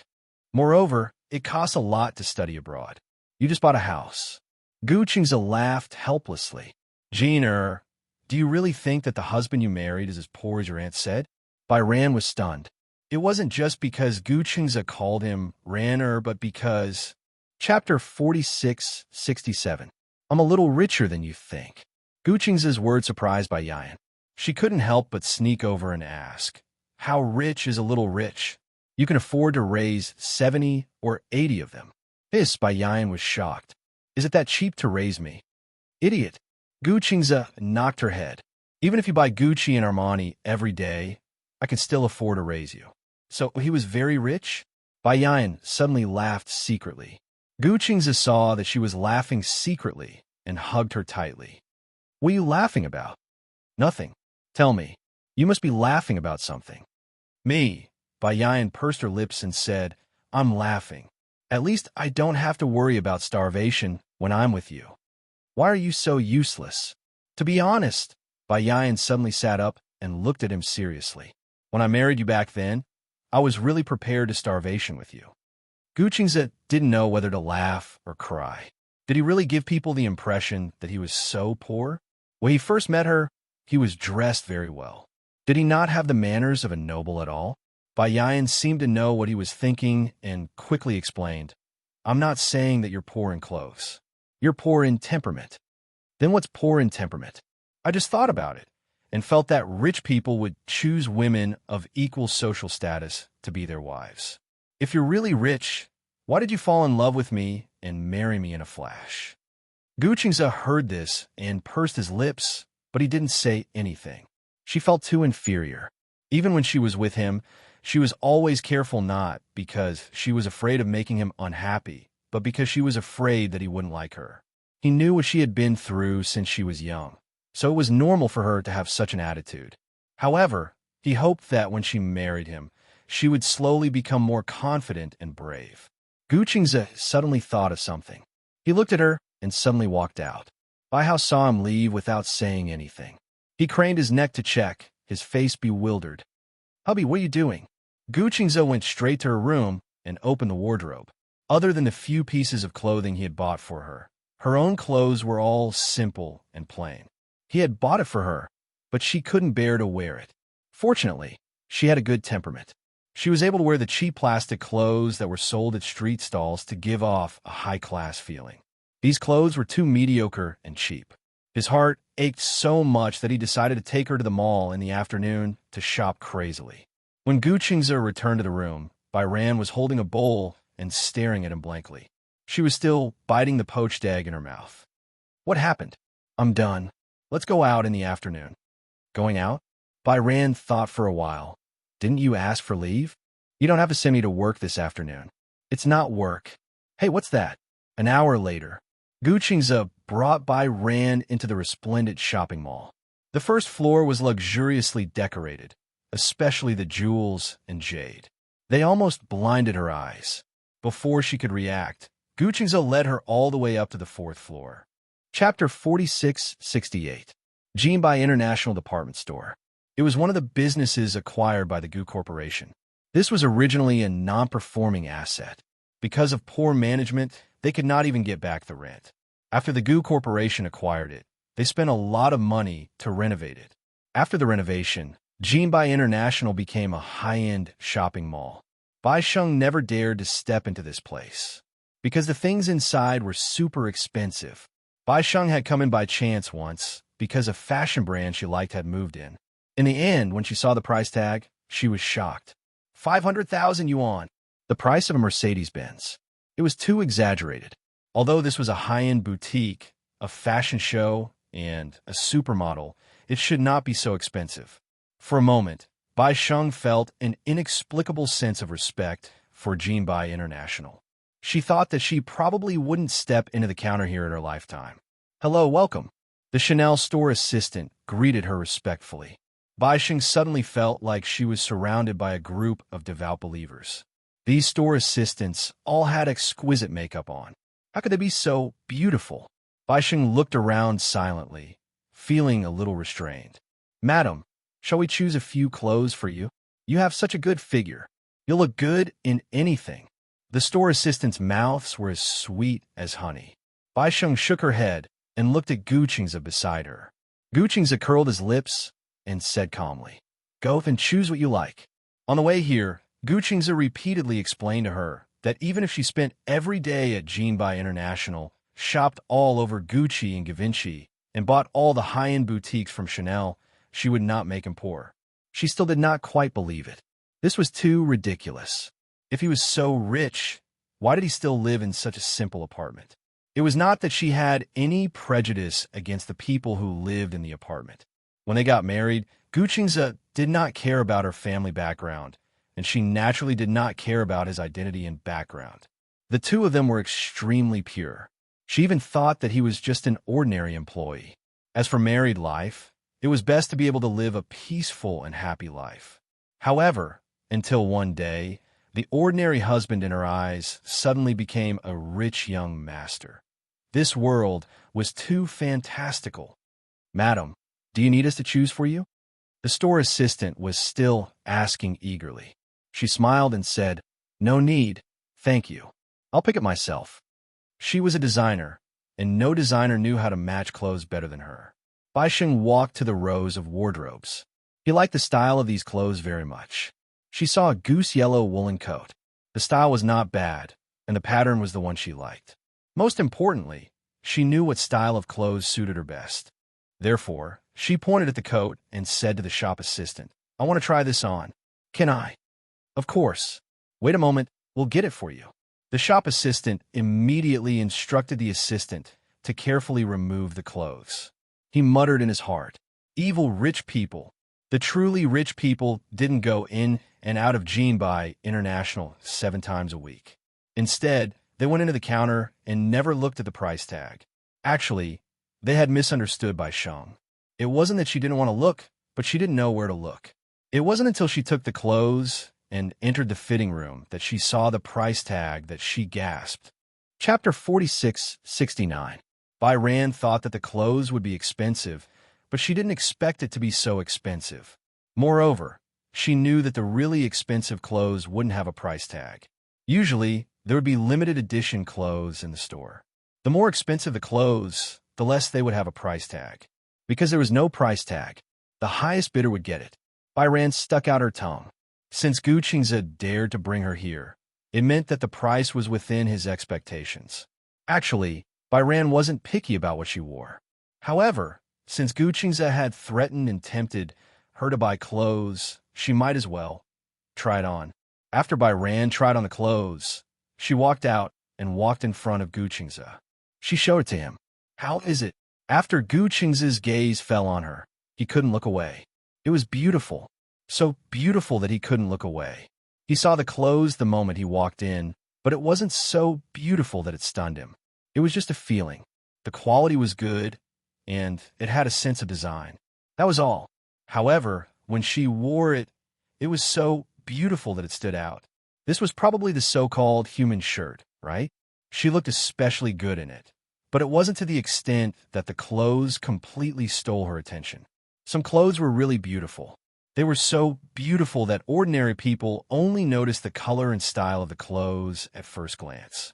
They often ignored the person's appearance. The person's limelight was completely overshadowed by the clothes. This was why some people said that some people couldn't hold up to this kind of clothes. This was also why the clothes worn by some supermodels were so beautiful, but when they wore them, they either didn't look good or completely stole the attention. Bai Ran wasn't very tall. At least, she wasn't as tall as a supermodel. However, this style made her look slender and graceful. Most importantly, her body proportions were better. A 9-headed body, the golden ratio. Let's look at other styles. Guqingze suddenly blurted out this sentence.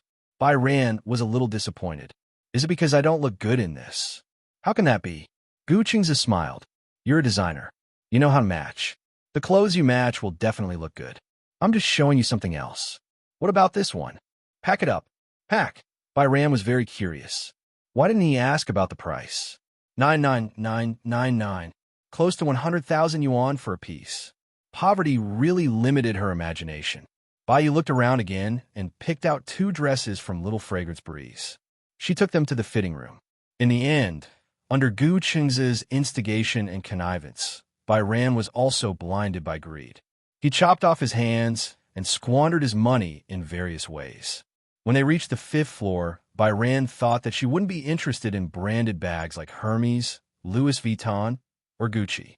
It was only when she touched the real bag that she realized how much she had. What? Nothing. No. It turned out that Bao Bao could cure all kinds of diseases for women, especially for a designer like Byran. He liked beautiful things at first sight. This was especially true for Gucci's Dionysus series. Usually, when people saw pictures of the bags, they would only feel that the bags were too gaudy and did not have any aesthetic appeal. Chapter 4670. At first, when the shop assistant took the bag out, she was a little afraid to touch it because she saw how careful the shop assistant was when taking the bag out. Before taking it out, the shop assistant even put on a pair of cotton gloves. It was such a grand ceremony. She didn't dare to touch it. How expensive was this bag? Byran didn't dare to touch it at first. She looked at Gucci's and muttered in her heart. This was her first time in a luxury store, so she didn't know about this. Did she have to buy this bag just because she touched it? She wasn't going to buy it, so she could only look at it? Gucci's understood her embarrassment and picked up the bag himself. He handed it to her and said, "Carry it." Okay. Byran carefully took the bag and carried it on her body. Suddenly, she felt as if she was carrying a mountain of gold and silver. She walked to the mirror and looked at it for a while. Then, she hurriedly took the bag off. Gucci's didn't know whether to laugh or cry. "What's wrong? You don't like it?" "It's not that." Byran winked at him. Seeing Gucci's confused expression, she walked over, took his hand, and walked to the side. "How much does this bag cost? It should be a few thousand yuan, right?" Gucci's thought about it. He remembered that last year, when he accompanied Gu Jinglian and Chu Ho to Jinbai International, he also bought a wine god bag. It seemed that it also cost 10 to 20,000 yuan. A few thousand yuan was not enough to buy it. However, in his mind, a few thousand was equivalent to tens of thousands. It seemed to be more or less the same. Thus, Gucci's nodded. More or less. It's so expensive. However, she wasn't that surprised to know that a bag cost a few thousand yuan. Perhaps it was because she had the Chanel clothes that cost tens of thousands. So, when she saw a Gucci bag that cost a few thousand yuan, she felt that it wasn't too expensive, although it was beyond her spending range, but it was still cheaper than the clothes that cost tens of thousands. Byran pat her chest. No wonder the shop assistant had to wear gloves when they passed the bag to her. Maybe it was because the quality wasn't good? Suddenly, many guesses appeared in her mind.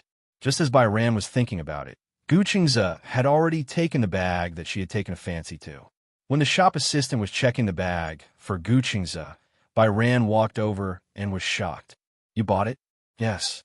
"This? I didn't say I wanted it. I think you look good with it on your back." Gucci's smiled. "It's not expensive anyway. Only 15,000. It was indeed not expensive. Baihao nodded in a daze. He glanced at the other bag and was deeply attracted by it. A pink bamboo bag from Gucci was placed in the most eye-catching position. Because she especially liked pink, she couldn't help but take a few more glances. Gucci's noticed that she was staring at the bag, so he said to the salesperson, "Swipe the credit card for that bag too." Baisheng was nervous for a moment. He tugged at his sleeve and said worriedly, "What are you doing?" "I didn't say I wanted it." Gucci's said righteously, "But you like it." Baisheng looked defeated. "I didn't say I liked it. Why do you keep staring at it if you don't like it?" As he spoke, Gucci's pinched her nose affectionately. "Your eyes have already betrayed you." Chapter 4671. Baisheng didn't say anything. She didn't dare to let her gaze wander around. She didn't want this man to buy it again if she saw any bag. Gucci's looked at her and found it funny. This girl had probably lived a hard life and was afraid of being poor. He saw that she was clearly interested in the bag, but she only looked at it and did not even dare to touch it. Did he have to buy it just because she touched it? He didn't buy it because he saw her touch it. What really made him decide to buy it was the longing and love in her eyes. He knew that she wouldn't have the nerve to ask him to buy a bag. After all, this bag was not cheap. She was so sensible and considerate. She would not be willing to part with it. However, he was willing to part with it. One bag, two bags, were only tens of thousands of dollars. Even $1,000 could not buy her happiness. This was not to make up for anything. Instead, he was using limited money to buy something she liked. The value of this was not something that could be measured by tens of thousands of dollars. If he was short of money, he might have some reservations about buying a bag. However, Gucingza was not short of money. Not to mention a few bags, he would buy dozens or hundreds of them, as long as she was happy. When Gucingza held Bai Sheng's hand and walked around, Bai Sheng still had a lingering fear. She did not know how much she had bought because the bags she bought had been sent home. Therefore, she had no idea how much she had bought. Did we buy a lot? Gucingza glanced at her and said honestly, I don't mind buying a little more.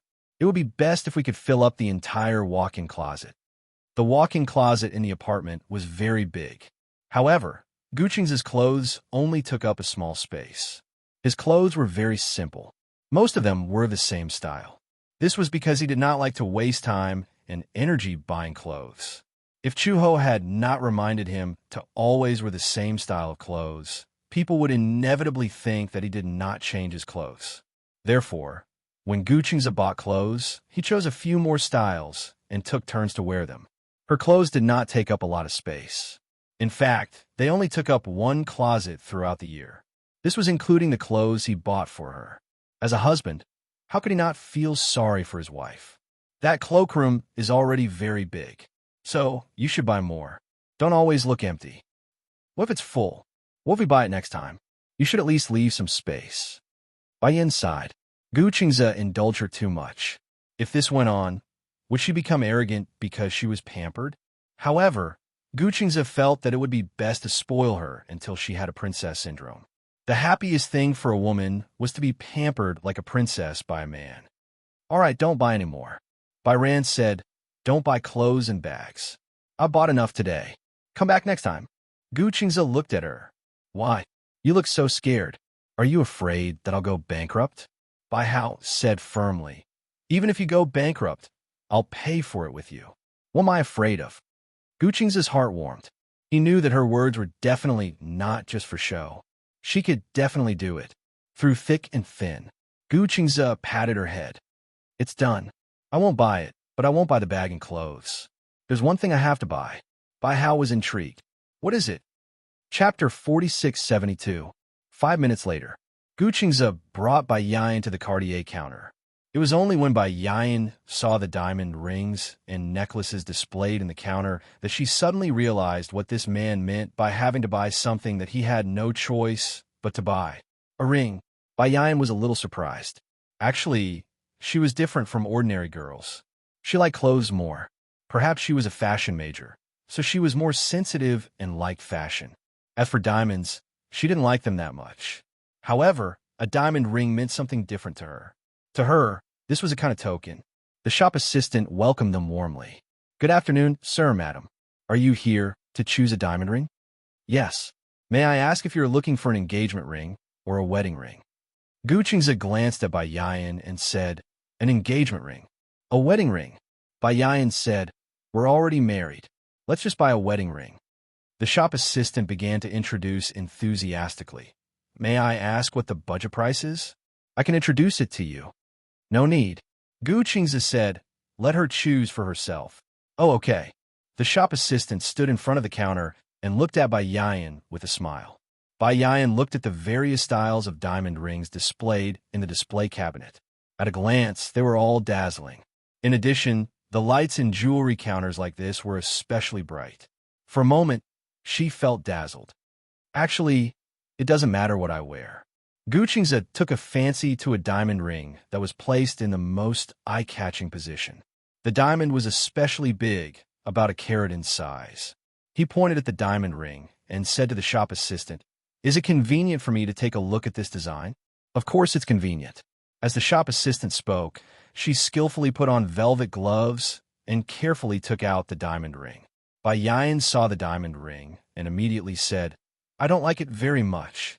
What's wrong? The shop assistant was also a little surprised. This diamond ring's design is very unique. Also, the diamond's clarity is very high. It's too big. Too big. This was the first time a shop assistant had seen a woman say that a diamond was too big.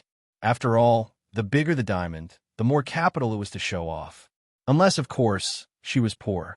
Only the poor would dislike a diamond that was too big. After all, you get what you pay for. The bigger the diamond, the more expensive it would be. The shop assistant immediately looked disappointed. Seeing the man's good temperament, she thought that she had welcomed a big client.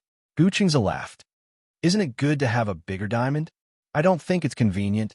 If it's inconvenient, just take it off. The shop assistant pretended to be casual and said, women who wear diamond rings of more than 1 carat don't need to do housework. Even if they wear it when taking a bath, they won't feel inconvenienced. It's such a big diamond. It's easy to get caught when you're wearing clothes. Then take it off first and put it on after you put on your clothes. But Byran didn't realize that the clerk had changed her attitude. She said quietly, since the diamond ring is a token of marriage, I've never thought of taking it off since I put it on. Gu Qingze looked at her silently. Chapter 4673. Once the ring was put on, she would never take it off again. For some reason, Gu Qingze felt comforted when he heard this. Perhaps this was the feeling of happiness. There was a woman who was willing to put on a diamond ring for him and never take it off. Indeed, this was the meaning of a diamond ring. The diamond did not need a huge carat. The design was new and easy to wear. That was enough. Thinking of this, Gu Qingze said to the salesperson, no need for a ring holder. It's best if the diamond is inlaid. Do you have it? Yes. The salesperson knew that this business was not going to be a big one, so her service attitude was much lower. She scanned the counter perfunctorily and said in a dispirited voice, however, there aren't many of these designs. Also, such rings don't have any special meaning.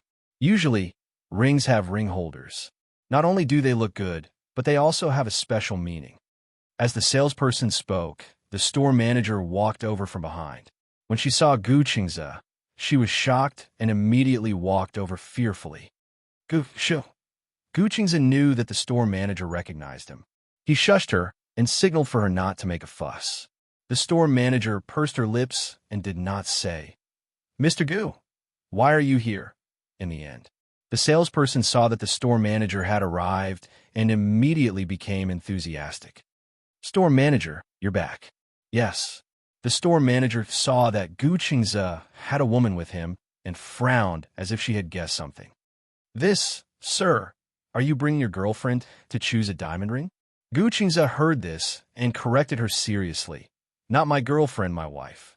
Wife. Bai Yong heard this and felt an inexplicable warmth in her heart. His serious tone made it seem like she was not allowed to make any mistakes as Mrs. Gu. This was his affirmation of her. Wife. The store manager heard this and looked at Bai Yong enviously. This woman was so lucky to be able to marry Gu Qingze. Jinbai International was owned by the Gu Corporation. Gu Qingze was the eldest son of the Gu family and one of the future heirs of the Gu Corporation. Although Gu Jinglian was very strict with the selection of heirs, the Gu family had so many businesses that there might be more than one heir. Therefore, the store manager was especially respectful of Gu Qingze. After all, he was one of the future heirs, so she had to be respectful. What kind of design do you like? If you like it, you could try it on. It wouldn't matter if you just took it away. Gu Qingze suddenly took a fancy to a ring. It didn't have a ring holder, and the diamonds were inlaid in rows. It was simple, but not simple, and looked very exquisite. What does this ring look like? The ring of the male ring is thicker than this one. The store manager said as she squatted down to find the men's ring in the cabinet and took it out. However, she was still a little hesitant. Is the diamond too small? She thought that Gu Qingze didn't know how to pick and chose a smaller one. He was afraid that Byran would not be satisfied. Unexpectedly, Gu Qingze's gaze was very similar to Bai Kun's. She was also very satisfied with the design of the ring. I quite like this one. I could try it on. It can't be. The store manager was completely dumbfounded. This was a ring designed for ordinary people. The price was relatively low, only a few thousand yuan. To Gu Qingze, a low price of a few thousand yuan was too low class. Chapter 4674. No, I think this design looks pretty good on me. In fact, Byran was not worried about money. Instead, she felt that love and marriage did not need an expensive diamond ring to prove it. This was just a keepsake, so there was no need to put the cart before the horse. Only then did the store manager understand her intentions. Byran had repeatedly emphasized that she really liked this diamond ring and did not care about its value. Hence, he carefully took it out for her. Bai Ran tried it on. Her fingers were relatively slender. Although there were some light calluses on her index finger because of her design studies, her ring finger was straight. Hence, the ring was just right when she put it on. It was even a little big, but it would not fall off. Guqingze looked at it and mumbled, "Isn't it too big?" "No, it won't fall off." The manager continued, "If you think the size is too small, these can all be adjusted. Since you're getting married, it's better to leave some space. In the future, if you get pregnant, your body will have edema. Many customers buy diamond rings that are just right. Then because they're pregnant, their fingers get stuck and it takes a lot of effort to remove them. So now, we usually suggest that the size of the diamond ring is slightly bigger, but it won't fall off. It's just right." Guqingze felt that it made sense. Bai Ran also liked it. What about the man's ring? The manager also took out the man's ring. It was just right on Guqingze's finger. The two of them placed their hands together. His hand was very big, one size bigger than hers. It was just enough to wrap around her. When their hands were placed together, they were both slender and fair. They were completely qualified to be hand models. "It's so beautiful." It wasn't the most beautiful design, but it looked so good on the two of them. Most importantly, it had a good foundation. Then this one. Bai Ran looked at Guqingze. The two of them looked at each other and smiled tacitly. Okay. After paying the bill, the ring was put on her finger. Since it was a wedding ring, Bai Ran had no intention of taking it off. She didn't like jewelry, but this ring had a special meaning to her. The two of them left arm in arm. On the way home, Guqingze was driving while Bai Ran kept looking at his hand. Occasionally, he would raise his hand and spread his fingers to make various poses. At that time, it was close to dusk. Under the dim yellow light, the diamond ring on his finger emitted a bright and dazzling light. So beautiful. Hearing this, Guqingze smiled. "Is the ring beautiful?" "Yes, but my hands are more beautiful. No matter what ring it is, it will look good on my finger." Guqingze didn't know whether to laugh or cry at her narcissism. He couldn't help but reach out his hand and place it on the back of her hand. His fingers intertwined with Bai Ran's, and at this moment, his heart felt as if it was filled to the brim. "That's great." Guqingze said this out of the blue. "What's good?" "It feels good to have a home." Guqingze said sincerely, "In the past, I didn't feel anything special about marriage. But now, I feel that marriage isn't just about those fancy and solemn ceremonies. It's about a sense of belonging." "Why do you suddenly feel this way?" "Because..." Chapter 4675. Speaking of your parents, Bai rubbed her chin and said curiously, "I'm also very curious. What do your parents look like?" "Why are you curious?" "Because," she blushed and said hesitantly, "because if you're so handsome, your mother should be very beautiful and your father should be very handsome." Guqingze also hesitated for a long time and explained seriously, Actually, my father is prettier and my mother is more handsome." What did he mean? Beautiful father-in-law? Handsome mother-in-law? No matter how one looked at it, it was hard to match this description. Seeing that Bai was so curious, Guqingze also became enthusiastic. "Why don't I arrange for you to meet my parents?" "It's not that you don't want to." Bai was a little embarrassed. Guqingze said helplessly, "Am I not willing to?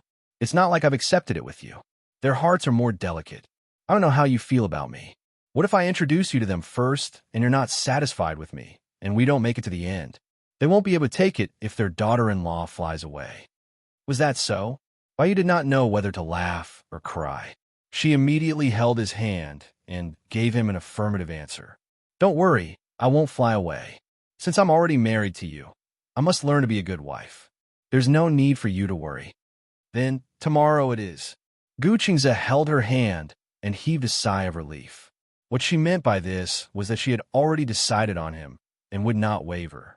He understood that way too, right? Bai could not help but look forward to it. "I'm so looking forward to meeting my parents-in-law. But isn't it too abrupt? We didn't even tell them about our marriage. My mom probably knows, but as for my dad..." Su Qingsang said. Guqingze thought for a while. Chuo probably would not tell Gu Jinglian about this so quickly. Bai really started to imagine. It was so strange. She could not imagine how Guqingze's parents would look like. Beautiful father-in-law, handsome mother-in-law. It was really difficult for her to imagine. However, since Gu Qingze was so gentle, her parents-in-law should be kind as well, right? The two old men lived in an ordinary and simple apartment and treated each other with respect, because Gu Qingze said that the two of them were very loving. However, all these fantasies were shattered when Bai Ran stood at the entrance of the Gu mansion, which was heavily guarded and unadorned. The entire Gu residence occupied the most expensive piece of land in the capital. It could be said that every inch of land was worth gold. Not only that, she didn't know why, but when she stood in front of this old mansion, it gave her a very oppressive feeling. It was as if dark clouds were pressing down on her. How familiar, by how furrowed his brows, looking at the high threshold. He felt familiar with this door. Had she been here before? If she had been here before, why didn't she remember? If he hadn't been here before, why did he give her the feeling that he had been here before? What happened? Gu Qingze saw that she had been standing at the door motionlessly. He walked over and gently pinched her face. You haven't even seen your in-laws, and you're already nervous? No, she was not too nervous, although she was indeed a little nervous. However, Chapter 4676. Gu Qingze held her hand and walked into the Gu mansion. Hello, young master. Hello, second young master. Hello, young master Qingze. Along the way, the servants bowed and greeted him. Baiyu felt her scalp go numb. The rules were strict. What era was this? There was still such a clear hierarchy. Although these people kept addressing Gu Qingze as young master, there was no humility in their eyes when they looked at him. Instead, there was a doting look in their eyes. It was as if their beloved junior had finally returned. It was a very friendly and natural attitude. However, they kept addressing him as young master, which made Baiyu feel a lot of pressure. 10 minutes later, in the living room, Baiyu stood in front of Gu Jinglian and Chu Ho in a daze. It turned out that on the way here, she had a blueprint of Gu Qingze's father and mother. However, after Gu Qingze introduced Gu Jinglian and Chu Ho to her seriously, Baiyu had to admit that she was petrified. Too old. Too old. Okay. Especially Gu Jinglian. In her impression, he was from her father's generation. It was normal for his face to have some wrinkles and his skin to be rougher. However, Gu Jinglian felt that there was no change. It will be better to say that his facial features had not changed much. After all, he was no longer young. Although it could not be compared to when his face was full of collagen when he was young, whether it was his facial features or his appearance, there is a sense of maturity that had been settled over the years. Speaking of changes, there were still some, but it was a kind of transformation from the high-spirited and vigorous youth to a mature and steady change. However, if Gu Qingze were to introduce Gu Jinglian as his elder brother and not his father, Bai Ran would probably foolishly believe it. Too young. Chu Ho was even younger. She didn't use expensive skincare products, but her skin was completely different from her peers. Baiyu was dumbfounded. It was not only because of their youthful appearance, but also because of Chu Ho's familiar face. It reminded her that this woman had come to the house before. Moreover, she claimed to be Gu Qingze's aunt. How did she suddenly become her mother-in-law? Furthermore, it was just as Gu Qingze had said. In terms of facial features, Gu Jinglian was much more beautiful than Chu Ho. Even though he was a little older, he still had a special charm, especially his eyes. Even Gu Qingze did not inherit any of it. Otherwise, Bai Ran would definitely feel unbalanced seeing a man who was more beautiful than her lying beside her every day. Chu Ho felt guilty when he saw Bai Ran. She silently covered her face and turned to the side. Of course, Gu Qingze could tell that Chu Ho was obviously feeling guilty. He sneered, "Mom, what's wrong? Are you not feeling well?" Cough, cough, cough. Chu Ho coughed exaggeratedly a few times. Gu Jinglian's hand, which was holding the teacup, trembled in fright. He looked at his wife in disdain and muttered, "What's wrong? My throat doesn't feel well. Have some tea." Cough, cough, cough. Chu Ho coughed again. Gu Qingze held back his laughter and looked at Bai Ran, who had been stunned for a long time. He gently bumped her shoulder and asked, "Is your throat not feeling well too?" No. Chapter 4677. Uncle? Auntie? Gu Qingze was amused by her silly cuteness. He reminded her, "We're already married. Isn't it inappropriate to call them uncle and auntie? Then what should I call them? Father-in-law? No, Bai Yan had forgotten what those two titles meant. She was so anxious that her face turned red. She tried her best to think, but because of her nervousness, she could not remember. Gu Jinglian was still calm. He reminded her in a low voice, "Those two titles are father-in-law and mother-in-law." Chu Ho nudged him from his side. "Don't talk with a straight face. What if you scare your daughter-in-law?" Gu Jinglian glanced at her resentfully. "Oh, please." He was more nervous than she was. "Okay?" Gu Jinglian also thought that since it was his daughter-in-law's first visit, he should have a proper attitude. At least, he should not appear too cold. However, he should still have a basic level of stability.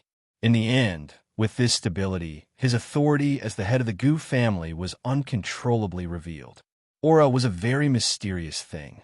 Gu Qingze had been cultivating for so many years, but he could not cultivate Gu Jinglian's natural aura. He just sat there without smiling. Occasionally, when he raised his eyebrows slightly, it was incomparably sharp. Bai Yan was so frightened that she did not dare to speak carelessly. She even forgot how to speak. "Hello, father-in-law, mother-in-law," Bai Yan greeted them fearfully. Gu Jinglian drank his tea satisfactorily. Chu Ho clicked his tongue again. "Don't just drink your tea. Your daughter-in-law is calling you. Could she let him finish this mouthful of tea?" Gu Jinglian glared at Chu Ho, who also glared back confidently. He admitted defeat. He cleared his throat and reached out to calm her down. "Don't be too nervous. You're making me nervous for nothing." Puffed. Perhaps because she was too nervous, Gu Jinglian's words seemed to soften her nerves. She couldn't help but laugh at Gu Jinglian's helpless tone.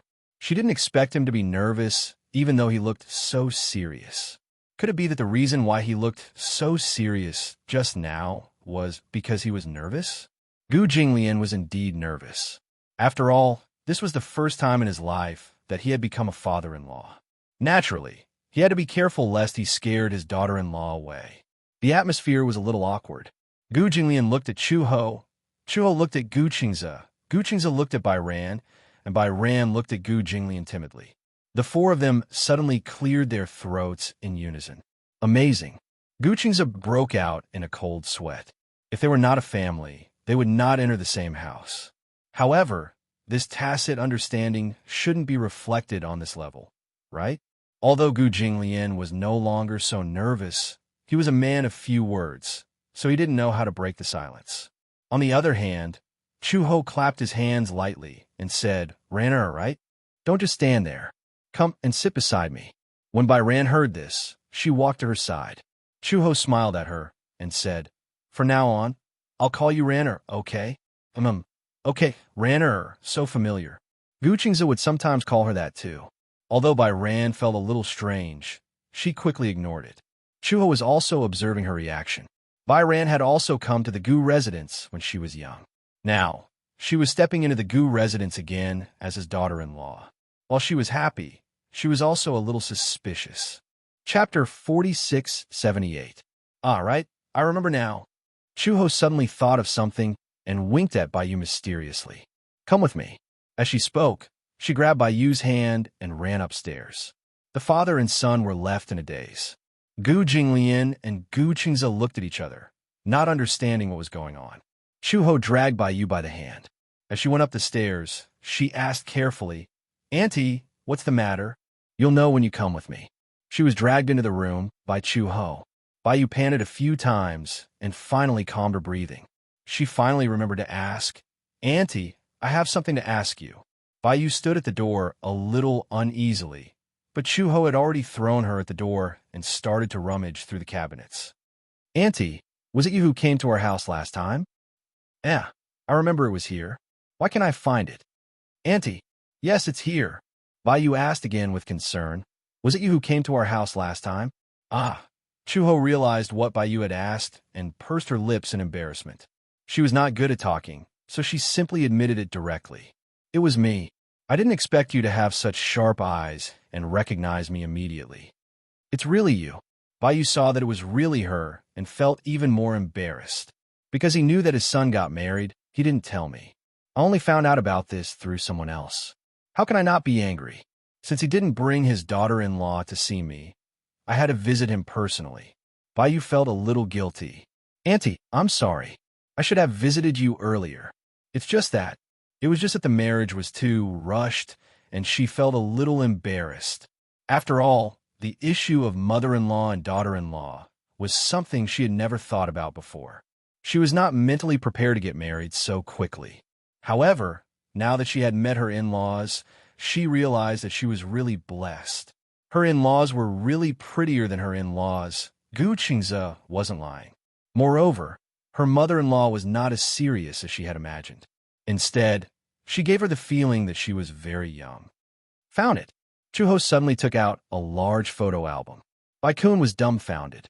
That was because this photo album was extraordinarily large. Moreover, she seemed to have taken good care of it. There was no dust. Come here. Come here. Chui waved at her, beckoning her over. Bai Ran walked over, and Chuho placed the photo album on the bed.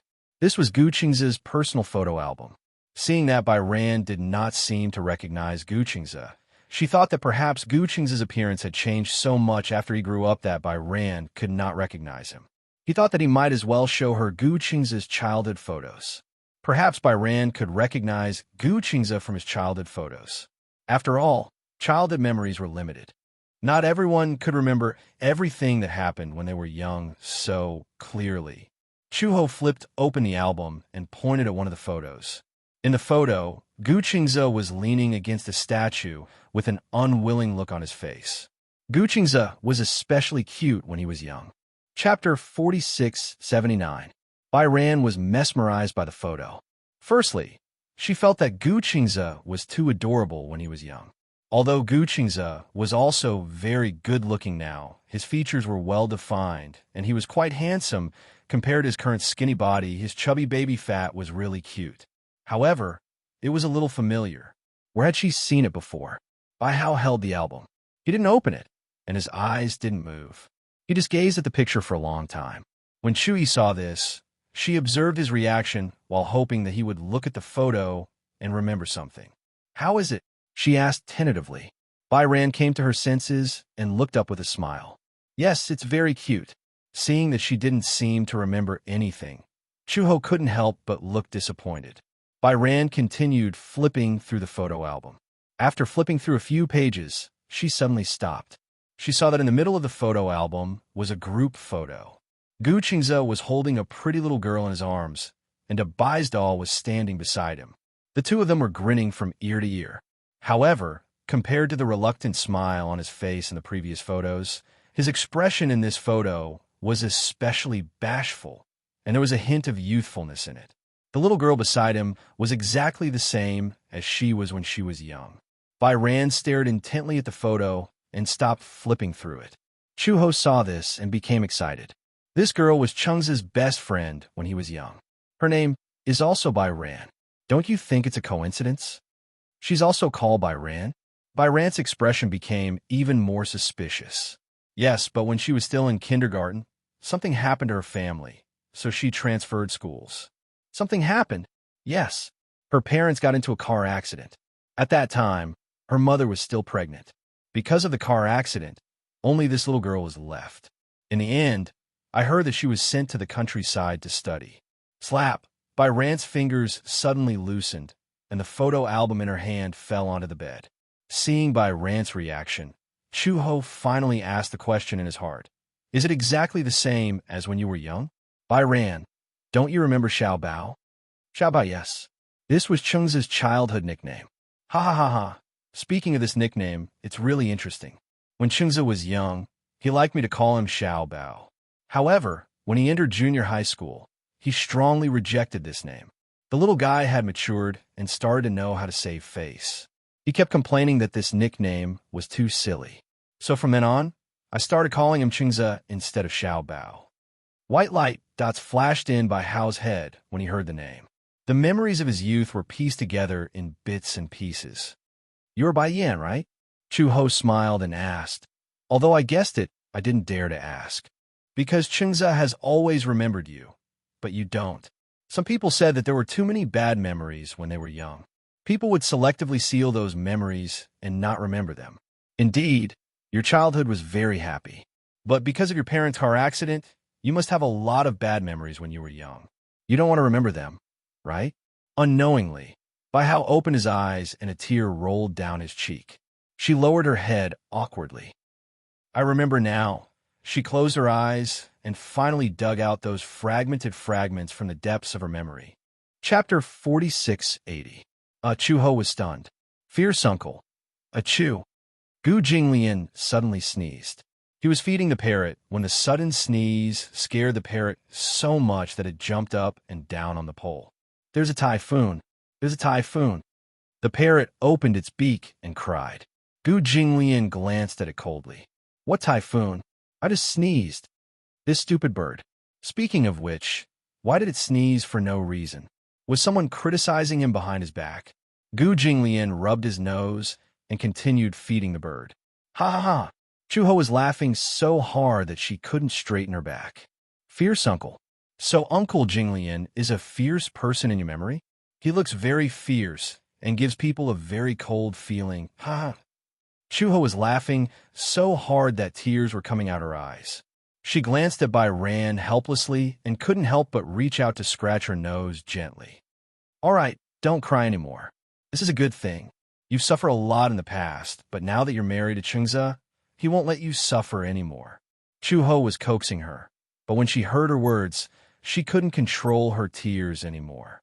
She had never expected to feel such warmth. It seemed that no one other than her father and mother had ever treated her so well.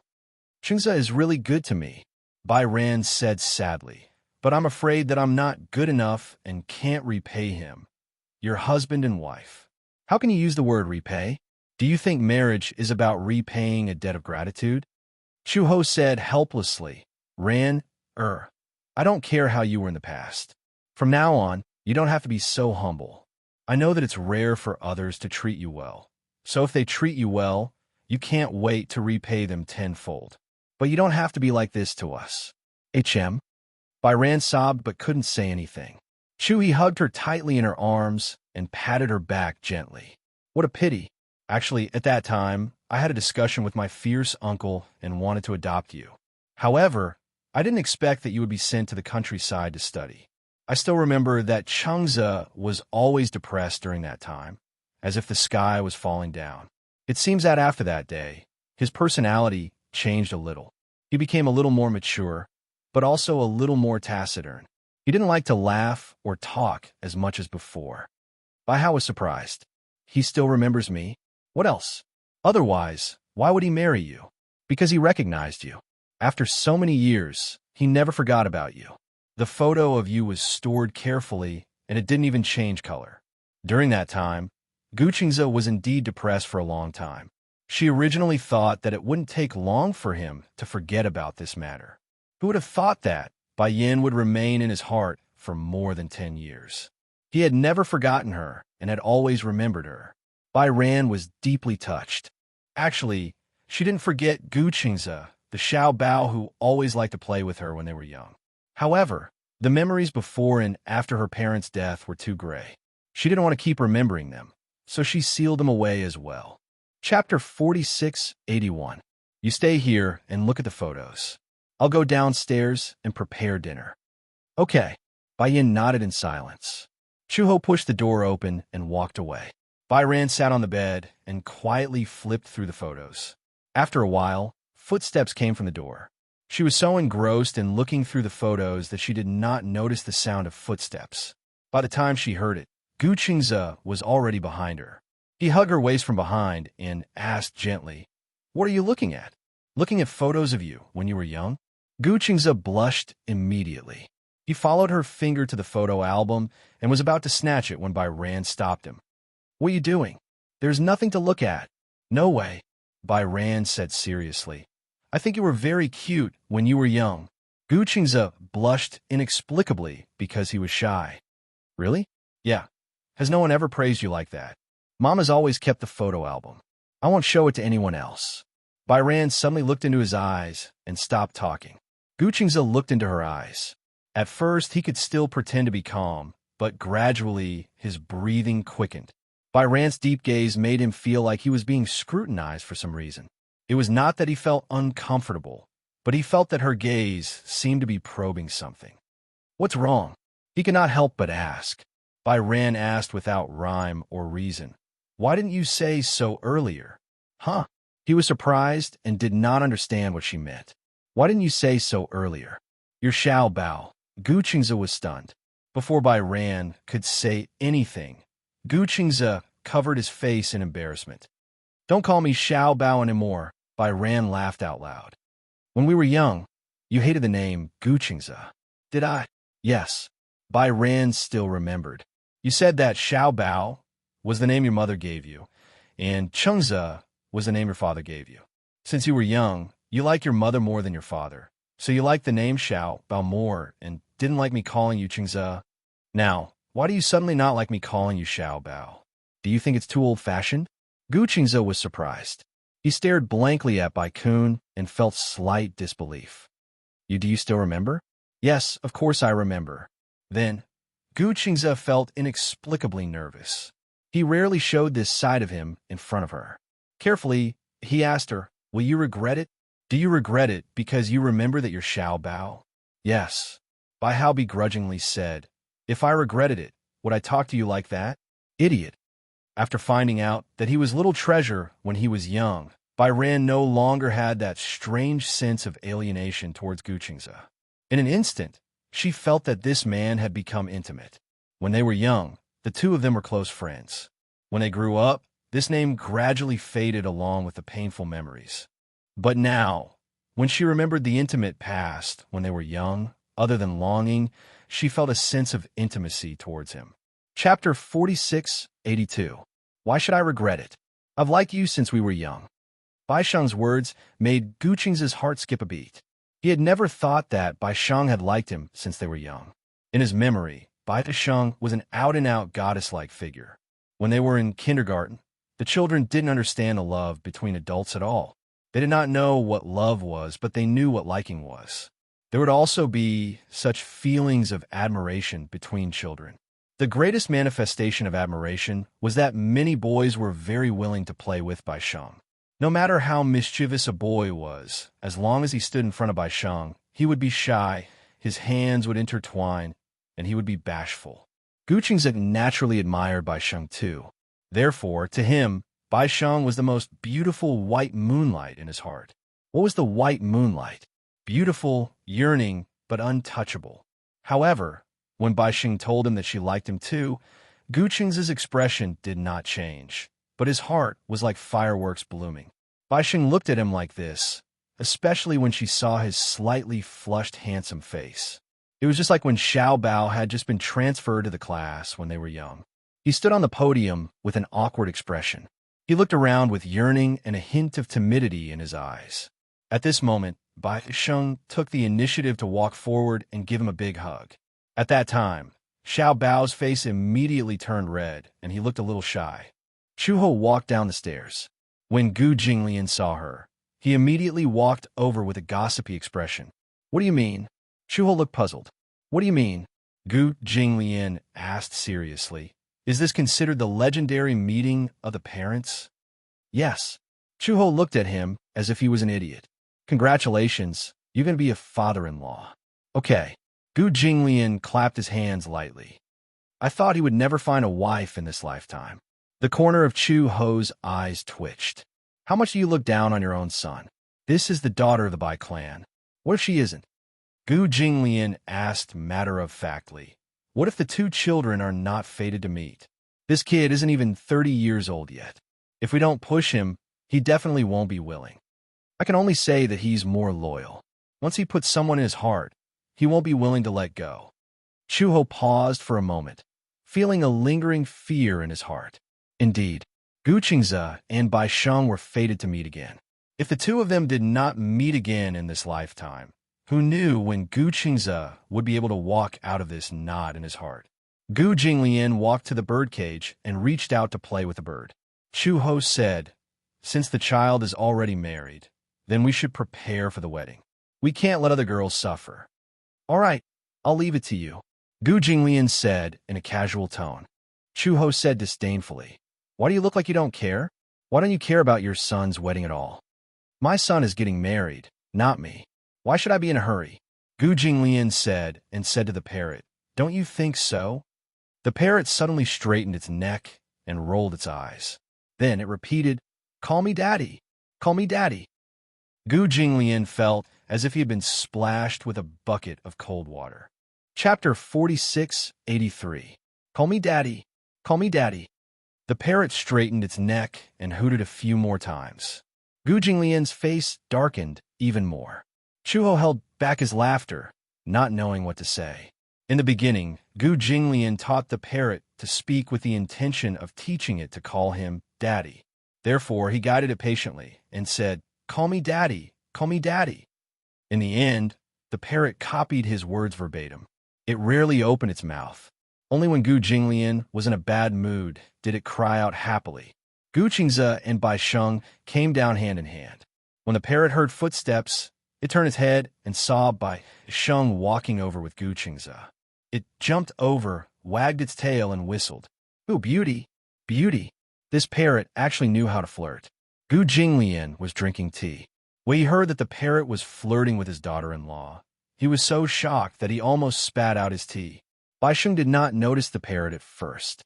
She only heard someone whistle at her and seemed to be calling her a beauty. However, she did not know where this call came from. Seeing that Bai Sheng was ignoring it, the parrot clicked its tongue a few more times. Gu Qingze also heard the sound of this lousy parrot. He turned his head and saw the parrot standing on the pole in the birdcage.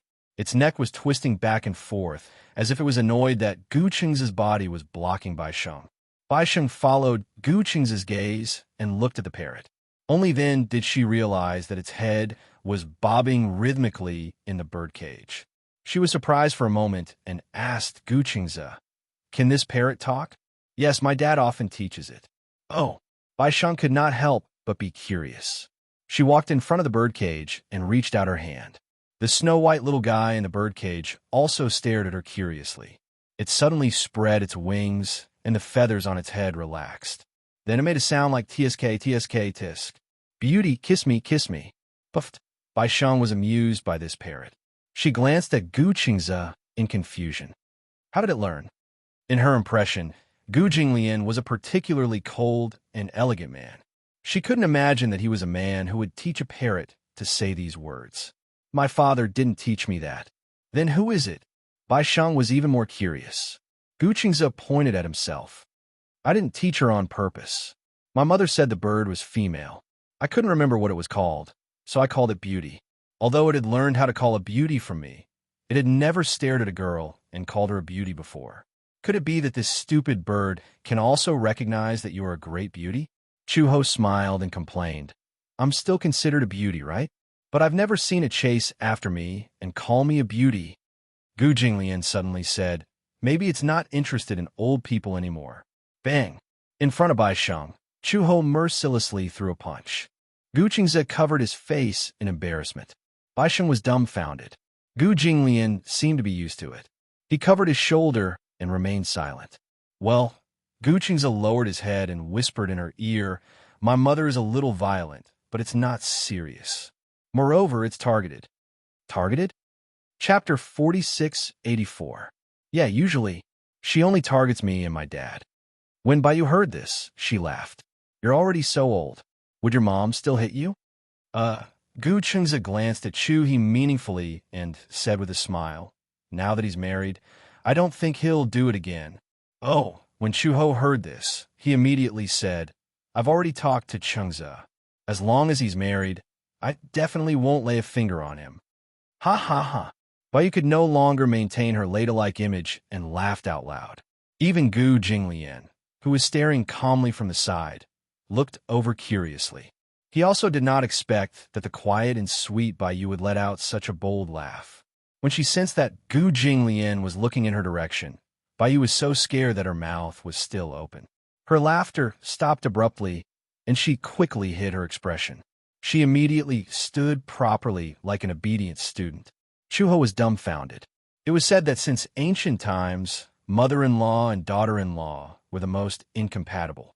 Why was Bayu afraid of Gu Jinglian more than she was of her? Chuho turned to glare at Gu Jinglian and warned, "If you continue to glare at your daughter-in-law so fiercely, she might run away." Gu Jinglian looked defeated and wronged. He raised his hand and touched his face. He muttered, "Am I fierce?" Gu Qingzi said, "You look fierce." Gu Jinglian was speechless. Chuho said, "Bai Yu, stay tonight." Bai Yu looked at Gu Qingzi. He was also looking at her. He silently squeezed her hand and said, "Stay, okay? My mom is happier to see you than she is to see me." Bai Yu was extremely touched. What did she do to deserve this? They had clearly been separated for so many years, but the boy in her heart still remembered her. Moreover, she did not have to face those difficult mother-in-law and daughter-in-law problems in the future. It was not because the Gu family was well off, but because she had a reasonable, gentle, and considerate mother-in-law. Everyone in the Gu family seemed to be getting along well. As she walked in, she occasionally bumped into a few servants, and they were all smiling. Gu Qingzi greeted them naturally, without any sense of hierarchy between master and servant. What touched her the most was that her mother-in-law was really good to her. "All right, stay," Bai Hao gladly agreed. At night, Gu Linga and Gu Xinghan also came back. Gu Jinglian finally showed a rare smile. Even when he faced Bai Hao, he didn't show such a gentle smile. He couldn't be blamed for being biased. He doted on his youngest daughter so much that Chu Ho was jealous of her later on. The relationship between father and daughter was better than anyone else's. Gu Linga had just turned 18 when Gu Jinglian gave her a villa by the sea. To everyone in the Gu family, the assets of their father's generation did not belong to them. Gu Jinglian would do an asset notarization every year to consolidate his assets. In the eyes of outsiders, he was a little heartless when it came to educating his children. If they wanted a villa or a luxury car, they could fight for it themselves. Therefore, Gu Qingzi knew how to earn his own living after graduating from school. Moreover, he did not rely on the Gu family for anything. Gu Linshi was the same. Although he worked for the Gu Corporation after graduation, the Gu Corporation did not belong to any of them. Only Gu Linga. Whatever he wanted, he had it all. Chapter 4685. Gu Jinglian did not deny the fact that he was a slave to his daughter. In his own words, he was only happy for 2 days when he had a son, the day he was born and the day he got married. When he had a daughter, he was happy from birth until the day he got married. When a father handed his daughter over to another man, he was no longer happy. He felt that he had to set an example for his future son-in-law. In the future, his son-in-law would dote on his daughter the way he doted on his wife. Gu Linga's nickname was Qianqian. The moment she returned, the servant came to inform them. In the end, Gu Jinglian stood up excitedly and walked towards the door. He could not wait a moment longer. Chuho's lips twitched for a while. He looked at Bai Yu and said helplessly, "Your father's like this. He dotes on Qianqian the most. When he sees Qianqian return, he looks like he has lost his soul." She seemed to feel a little guilty. She felt that Gu Jinglian did not treat her as well as his biological daughter. After all, it was her first time visiting the Gu family. "Your father," this title made Bai Yu daze for a few seconds. For a moment, she could not get used to it. When Bai Yu heard this, she heard the apology in Chu Ho's words. She smiled and said, "A daughter is a father's little jacket. If I have a daughter in the future, I'm worried that she will fight with me for favor." Gu Qingzi could not help but joke. "I used to joke that a daughter was a father's lover in his previous life. I didn't believe it in the past, but I think I have to believe it now." Gu Linga returned with Gu Xinghan. The two of them bickered all the way through the door. When they saw Gu Jinglian, Gu Linga walked over and threw herself into his arms. She hugged his shoulders and tiptoed to kiss Gu Jinglian's cheek. She smiled and wrapped her arms around his arm. "Father, why are you back so late?" Gu Jinglian's tone was obviously reproachful. Gu Linga turned around and glanced at Gu Xinghan. "He just got his driver's license and insisted on using my car to practice. In the end, he was so nervous the whole way that he drove 60 kilometers per hour the whole way back." When Gu Xinghan heard this, he was speechless. "It's my first time driving, and it's in such a congested place. To be able to drive 60 kilometers per hour is already first-rate, okay? When Gu Jinglian saw him yelling at his precious daughter, he glared at him and threatened, "If you dare to bully your sister again, I'll hit you." Gu Xinghan shrunk his neck and immediately felt aggrieved. "What do you mean I bullied my sister? I'm telling the truth. Can't you drive faster?" Gu Jinglian continued to lecture him. "Since you know there's a traffic jam on the road, why are you still driving your sister's car?" Gu Xinghan felt even more aggrieved. "Dad, you're biased. It was fine if he bought a Maserati for Gulinga, but when it was his turn, he did not even get a single strand of hair." Gu Jinglian said that if he wanted to drive, he had to earn money to drive. There were so many luxury cars parked in the Gu residence, but Gu Xinghan was the only one that didn't have one. Although he was young, he was the same age as Gulinga. Gu Jinglian gave Gulinga a Maserati, but when he wanted to buy a Mercedes-Benz, Gu Jinglian ignored him. Sob, sob, sob. If only he was a girl too. Gu Xinghan pretended to cry and said, "Dad, it's not good for you to always dote on my sister. You have to share your love equally." Gu Jinglian glared at him. "Get lost." Gu Xinghan immediately gave in. "Okay." He followed behind Gu Jinglian dejectedly. Chapter 4686. Even Gulinga felt sorry for him. She said to Gu Jinglian, "Dad, don't yell at him. He's quite pitiful." Gu Xinghan also sniffled as if he had been wronged, looking very disappointed. Gu Jinglian saw this, but did not do anything. He let Gulinga walk away with her arm in his. Just as Gu Xinghan was sulking, Gu Linqi's voice came from behind. "Xinghan." Gu Xinghan turned around and saw Gu Linqi. He felt wronged and walked over. "Big brother." Gu Linqi could not help but laugh when he saw his resentful look. "What's wrong? Did Qianqian bully you again?" "Humph, she didn't bully me. Dad bullied me." Although Gu Xinghan and Gulinga grew up together, they were twins after all. Most of the time, they were closer than anyone else. This was something that Gu Jinglian could not compare to. No matter how much Gulinga bullied him, he could not bear to say anything bad about his sister when others asked. Big brother, why are you back so early today? I heard that your second sister-in-law was coming home today, so I got off work early." Second sister-in-law? Gu Xinghan was really confused. "My second sister-in-law? Since when do I have a second sister-in-law?" There was a very strange thing about the younger generation of the Gu family. Chu Ho and Gu Jinglian had 3 children in total. One was Gu Qingze, one was Gu Xinghan, and one was Gulinga. They had 2 sons and 1 daughter. However, Gu Qingze, who was supposed to be the eldest, was the second child. When Gu Qingze was 6 years old, Gu Jinglian and Chu Ho adopted a boy named Lin Shi. After the adoption, Lin Shi took on the surname Gu. Because he was older than Gu Qingze, he was the only one that came to mind when the eldest son of the Gu family was mentioned. Gu Jinglian treated him very well, and Chu Ho treated him like his own. After so many years, Gu Linqi completely regarded himself as part of the Gu family. The Gu family was his real home. Because he was the eldest, he had the demeanor of a big brother. Therefore, after Gu Qingze got married, Bairan became his second sister-in-law. Gu Xinghan's interest was piqued. "Second sister-in-law, when did this happen? How can I not know? You'll have to ask your second brother. He's been married for so long, and I only found out about it recently." Gu Xinghan and Gu Linqi chatted as they walked into the main hall.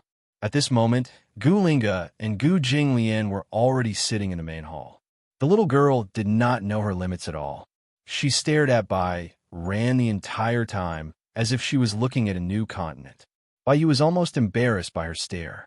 When Gu Qingze saw this, he could not help but glare at Gulinga. "Why do you keep staring at him?"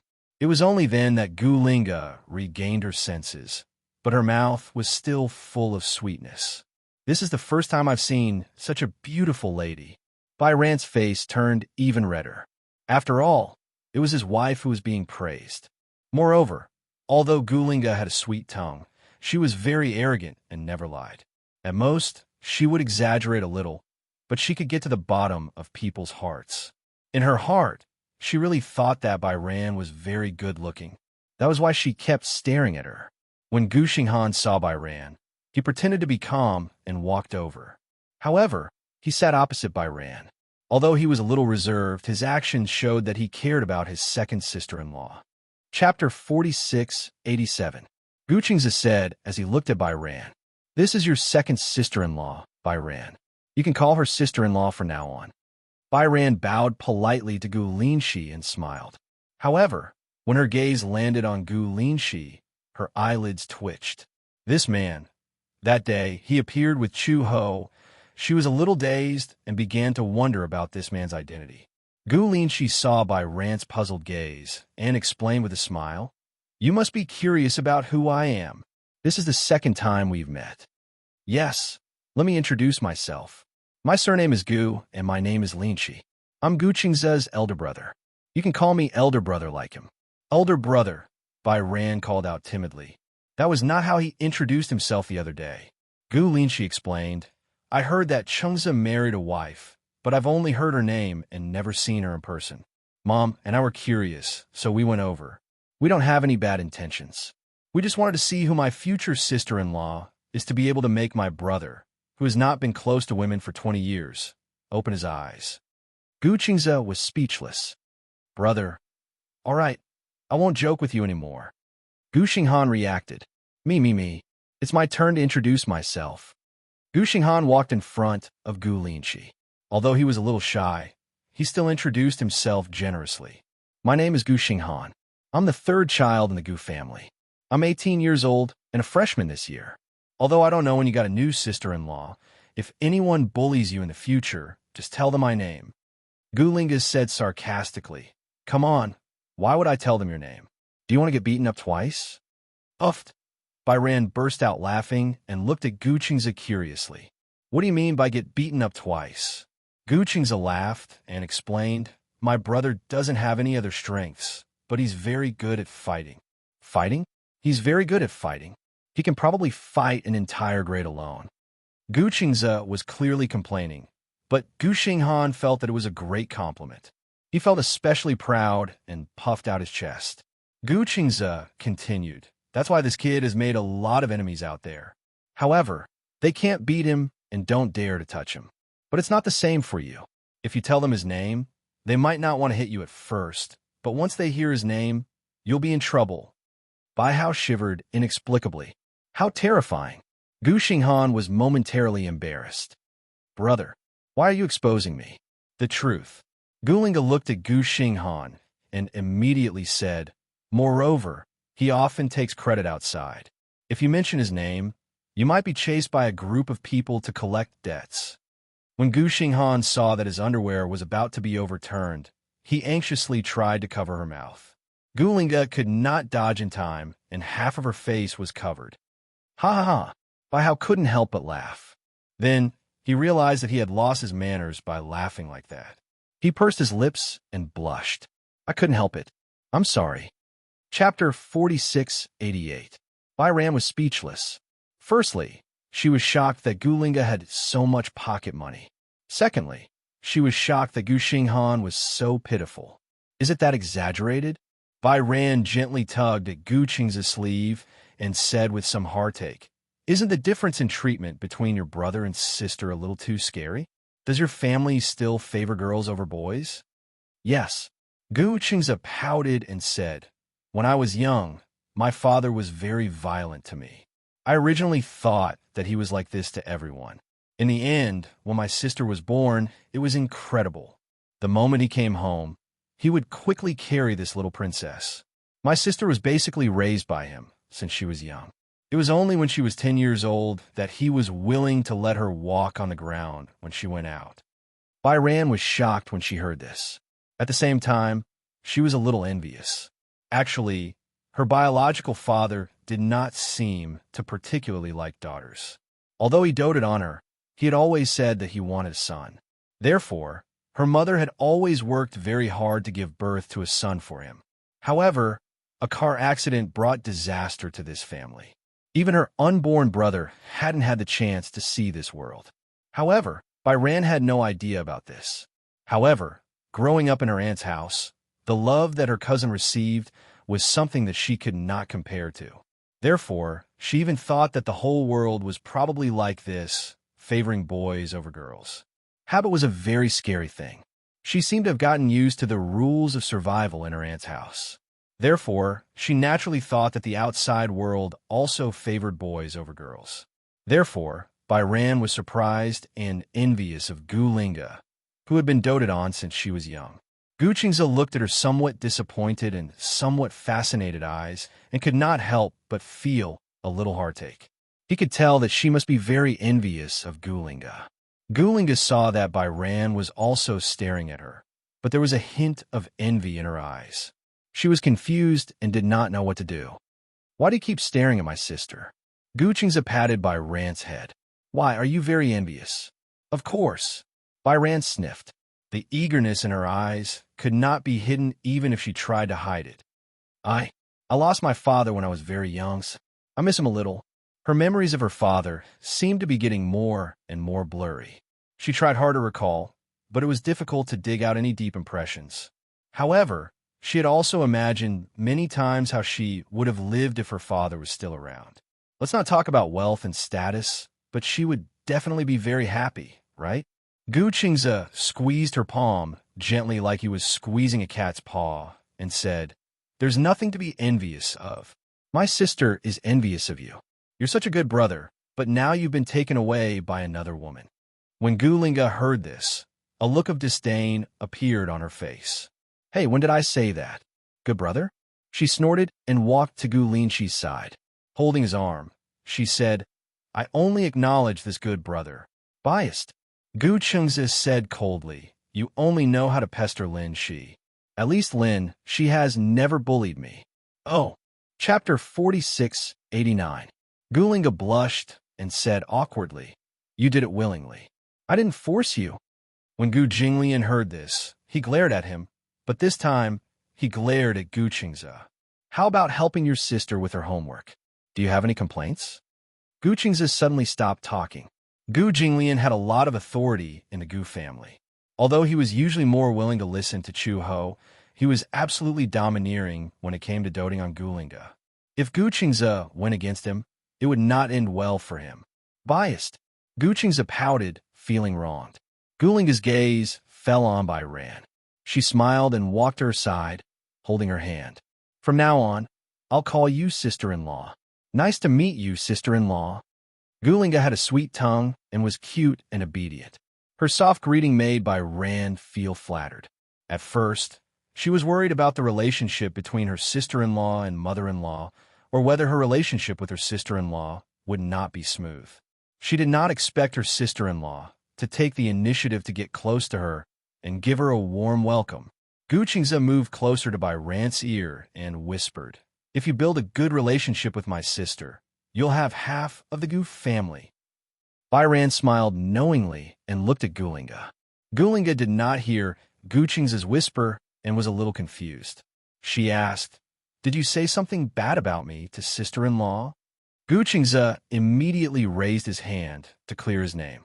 "I wouldn't dare to say anything bad about you. I'm innocent." His cowardice made everyone laugh uncontrollably. Gu Linchi shook his head helplessly. "All right, let's eat."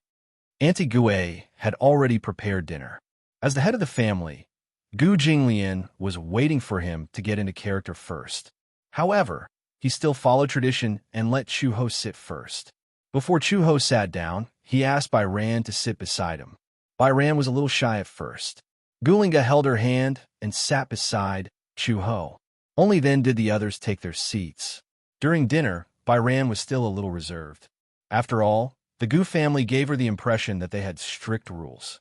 She was worried that if she did not perform well, Gu Jinglian and Chu Ho would not like her. However, in the past, the rules of the Gu residence were indeed extremely strict. Later, Chu Ho felt that this set of rules was too old, so he took the initiative to change it. Some of the complicated etiquette had been discarded. Gu Jinglian wasn't used to it first, but he gradually got used to it. The family atmosphere had become more open-minded and free, and he had gotten used to it. "Don't be so formal. Your father may look rigid, but in fact, in this family, there aren't so many rules." Hearing this, Baiyu relaxed a little.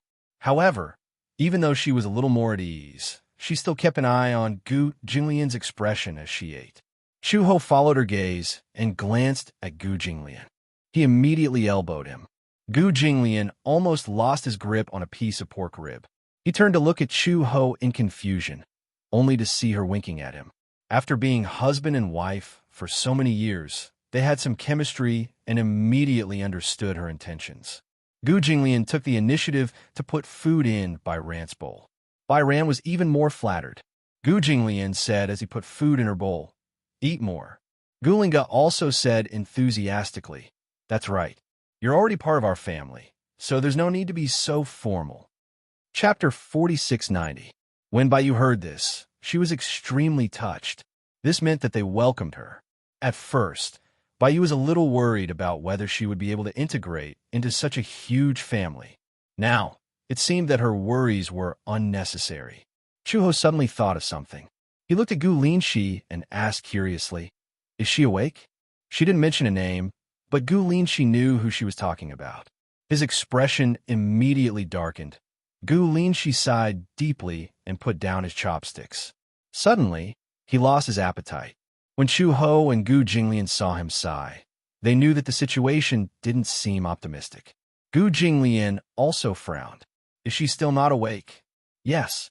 The doctor can't say when she will wake up." Baiyu saw that everyone's expression suddenly became serious. For a moment, she was a little helpless. She leaned over to Gu Qing's ear and asked in a low voice, "Who are they talking about?" "A friend of ours." Gu Qingze explained, "Do you still remember the CEO of Xingyu?" "Yes, I remember, CEO Yun." She remembered very clearly. After all, back then, the employees in the sales office had bullied and looked down on her. That man had decisively punished them and protected her. "His sweetheart," Gu Qingze said. "That girl has been asleep for a long time. He doesn't know when she will wake up. He said that when she wakes up, he will marry her." When Baiyu heard this, she couldn't help but be shocked. Why did she sleep for so long? She wouldn't take it for granted that it was a fairy tale about sleeping beauty. She could only think of one possibility for her to sleep for so long. That was vegetative state. Is she in a vegetative state? No. Gu Qingze shook his head and said, "I don't know why." That morning, she couldn't wake up no matter how hard we tried. Her vital signs were all normal, but she couldn't wake up. At that time, we were all scared out of our wits. We thought that her brain had suddenly gone into hibernation, but all her physical indicators were normal. How could this be? Baiyu was a little surprised. How could this be? What do the doctors say? Let's not talk about local doctors. Even doctors around the world don't have much experience in this field. What's her situation? Gu Qingze turned and looked at her deeply. He said quietly, "Multiple personality disorder." Multiple personality disorder. Before this, Bai Kun had rarely heard of this term. At most, he only knew about it from movies and novels. However, he had only heard of people in a vegetative state falling into a deep sleep. Vegetative state. Apart from retaining some instinctive nerve reflexes and the ability to metabolize matter and energy, he had completely lost the ability to recognize his own existence. They would not actively move and would remain in a coma for an indefinite period of time. Apart from the brainstem, which was still functional, it could also digest and absorb nutrients when delivering nutrients to the body. It used this energy to maintain the body's metabolism, including breathing, heartbeat, blood pressure, and so on. In response to external stimuli, it could also produce some instinctive reflexes, such as coughing, sneezing, yawning, etc. However, the body no longer had consciousness, perception, thought, and other high-level neural activities unique to humans. Chapter 4691. Director Yin, we're here. Yun Tianyu alighted from the car. The chauffeur rolled down the window and asked respectfully, "When will we pick you up?" "I won't be going back tonight. I'll stay here." "Okay. Call me anytime if there's anything." "There's no need. Rest early tonight." "Okay." The chauffeur nodded and drove off. When Yun Tianyu arrived at the ward, the curtains were drawn and the lights were on. Two nurses were busy wiping her body with hot water beside her. He walked over, and the nurses immediately greeted him with a smile when they saw him. "Hello, Director Yun." "Director Yun, please sit for a while. It'll be done soon." He reached out his hand and said, "Let me do it." "Director Yin, let me do it." "What did you scratch?" The two nurses looked at each other and did not insist. They passed the warm towel to him. There's still your hands and face left. Okay, you two can go back first. Yes. The two nurses left quietly. Yin Tianyu walked through the curtains and saw Natalia lying quietly on the hospital bed. Her face was pale and gaunt. Her body relied on nutrient fluids to maintain its vital signs all year round, so her skin was sickly pale. Even though she was unconscious, the frailness on her face could not be concealed. His heart ached a little. He scrubbed the towel again, walked to the bed, and sat down. He gently held her hand, rolled up her sleeves, and carefully wiped her arm. Every day, when she was in a coma, he would come. Sometimes, he would visit her in the morning. Other times, after he was done with work, he would visit her or spend the night with her. He seemed to be waiting for a miracle to happen at every moment. The electrocardiogram was still beating methodically. As he wiped her arm, he stopped to look at her from time to time. After wiping her arm, he took out a cotton swab and carefully cleaned her fingernails. Her fingernails were all cut by him. Even though so many years had passed, the gaps between her nails were still clean, without a trace of dirt hidden in them. Other than her face looking especially pale from not eating for a long time, he took good care of the rest. At a glance, one would think that she was just asleep. You've been asleep for a long time, Yin Tianyu muttered to himself. When there was no one around, he liked to talk to her like this, even though she might not be able to hear it. But even talking to herself like this gave him a feeling that she was about to wake up. Yin Tianyu was a little depressed. Guqingze is already married. How much longer do you want me to wait? The person on the bed still didn't make a sound and wouldn't answer him. Yin Tianyu's lips curled into a smile as he gently caressed her face. How strange. You've always been there, but... As he spoke, he paused for a moment and suddenly picked up her hand. He lovingly placed her soft but cold palm on his face. Her hands were extremely cold. He held it gently and kissed her fingertips. No one could say for sure when Natalia would wake up from her illness. The doctor had put forward the most optimistic and the most pessimistic ideas. The most optimistic thing was that she might wake up anytime, anywhere, even if it was just a blink of an eye. However, the pessimistic thing was she might never wake up again. Chapter 4692. Sleep forever, until the organs fail and finally truly die. Even so, he would not give up. Even if she were to sleep forever, he would wait for her. Until she woke up. Outside the door, Yin Shishir carried the fresh flowers. Just as she reached the door, she saw someone standing by the bed through the glass window. She could not see who was standing by the bed as the moonlight shone through the window. Yin Shishir could guess who it was, though. She lowered her head to look at the fresh flowers in her arms and sighed softly before putting them aside. Natalia loved fresh flowers the most. The flowers in the ward were always fresh. Yin Shishir stood at the door and watched for a while. Her heart ached when she saw him holding her hand and quietly looking at the silhouette of the person on the bed. Natalia had been in a coma for nearly 5 years. No one knew when she would wake up. Without any warning, all of a sudden, she could not be woken up. After she was sent to the hospital, they invited experts in the field of multiple personality disorder from all over the world, but no one could determine what was wrong with her. Her condition was different from other parts of her body. If her bones were broken, the problem could be seen through an X-ray. If there was something wrong with her body, the MRI scan could help the doctor understand. However, she had fallen into a deep sleep without any warning. After a series of tests, no abnormalities were found. Everyone was puzzled. No one knew when Natalia would wake up. She knew that a certain someone had been foolishly waiting for her to wake up. She placed the flowers on a stool at the side and left quietly. He definitely did not want to be disturbed at this time. Actually, Yin Tianyu was the most relaxed whenever he was with Natalia. He liked being with her. Even if she was sleeping and he did not know when she would wake up, he felt that the whole world seemed to be quiet when he was with her. He did not know when it started, but he had gone from missing her voice to enjoying this tranquility. He suddenly reached out and bent his index finger to scratch her nose bridge lovingly and helplessly. Little fool, if you don't wake up, I'll be old soon. Natalia closed her eyes, but did not speak. Her lips were tightly pressed together. He looked at her quiet face and couldn't help but fall into a trance.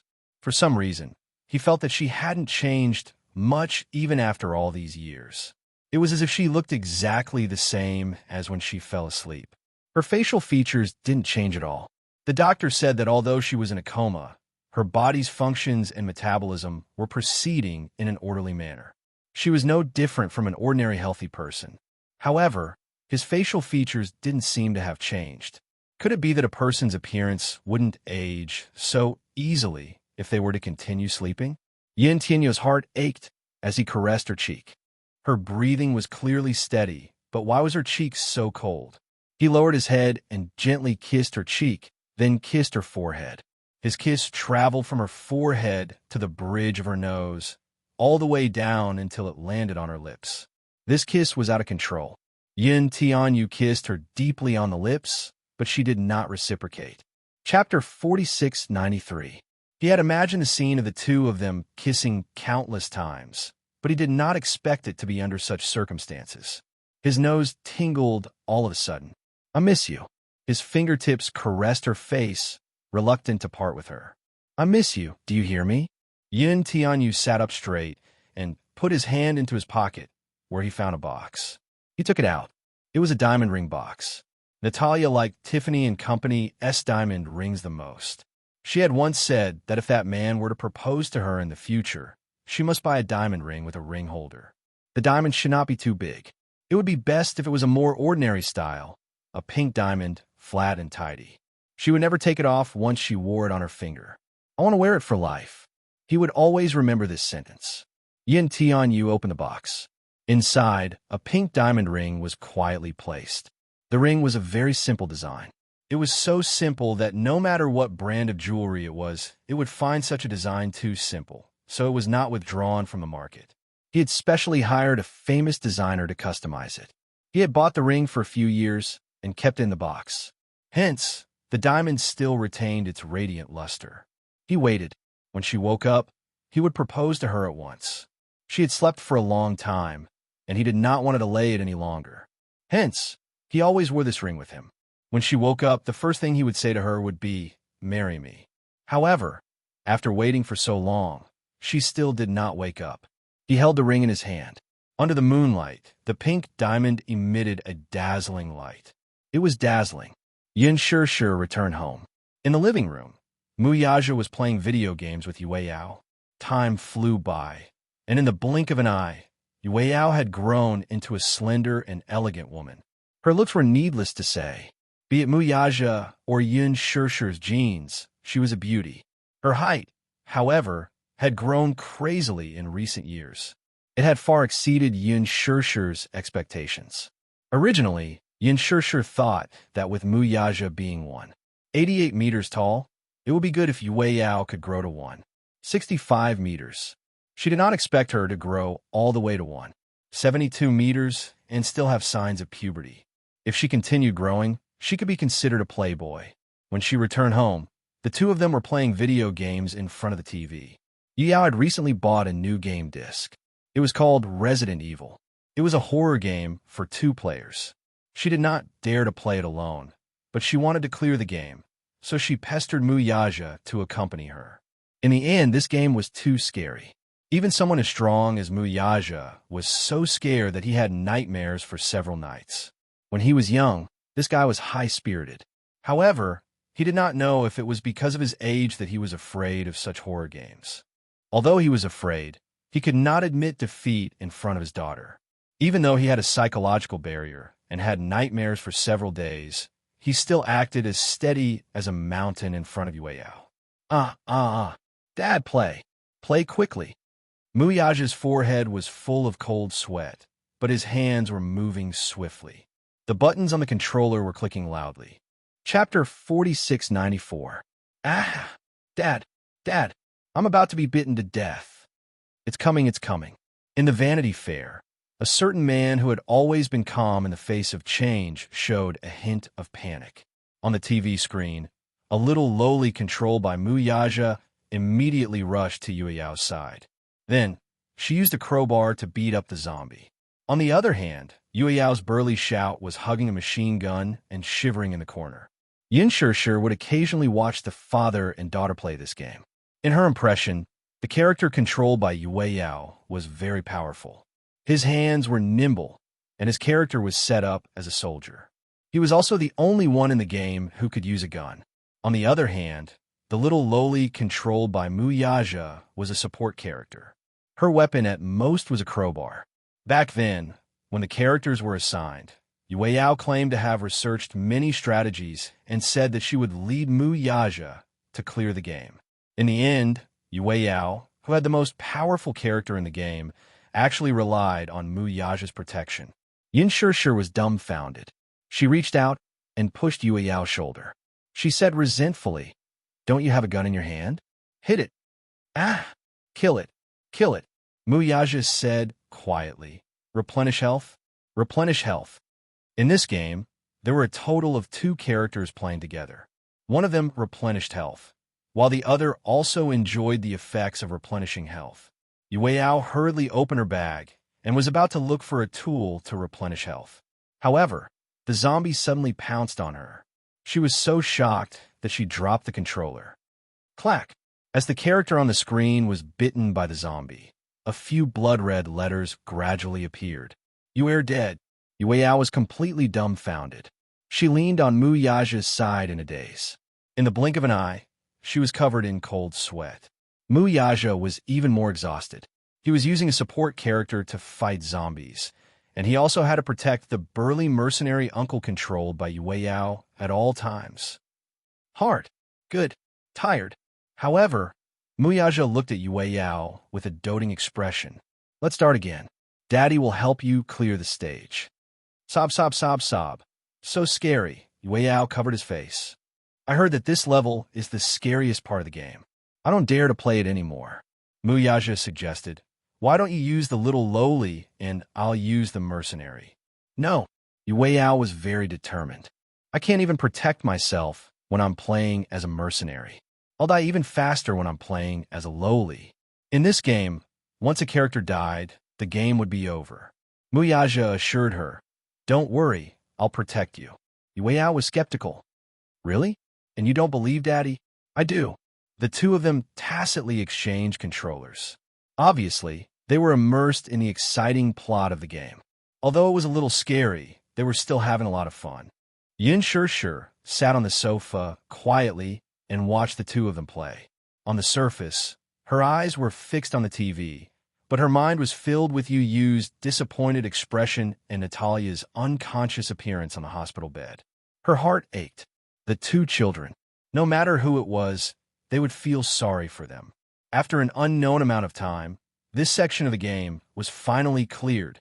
Yue Yao jumped onto the sofa excitedly and jumped around.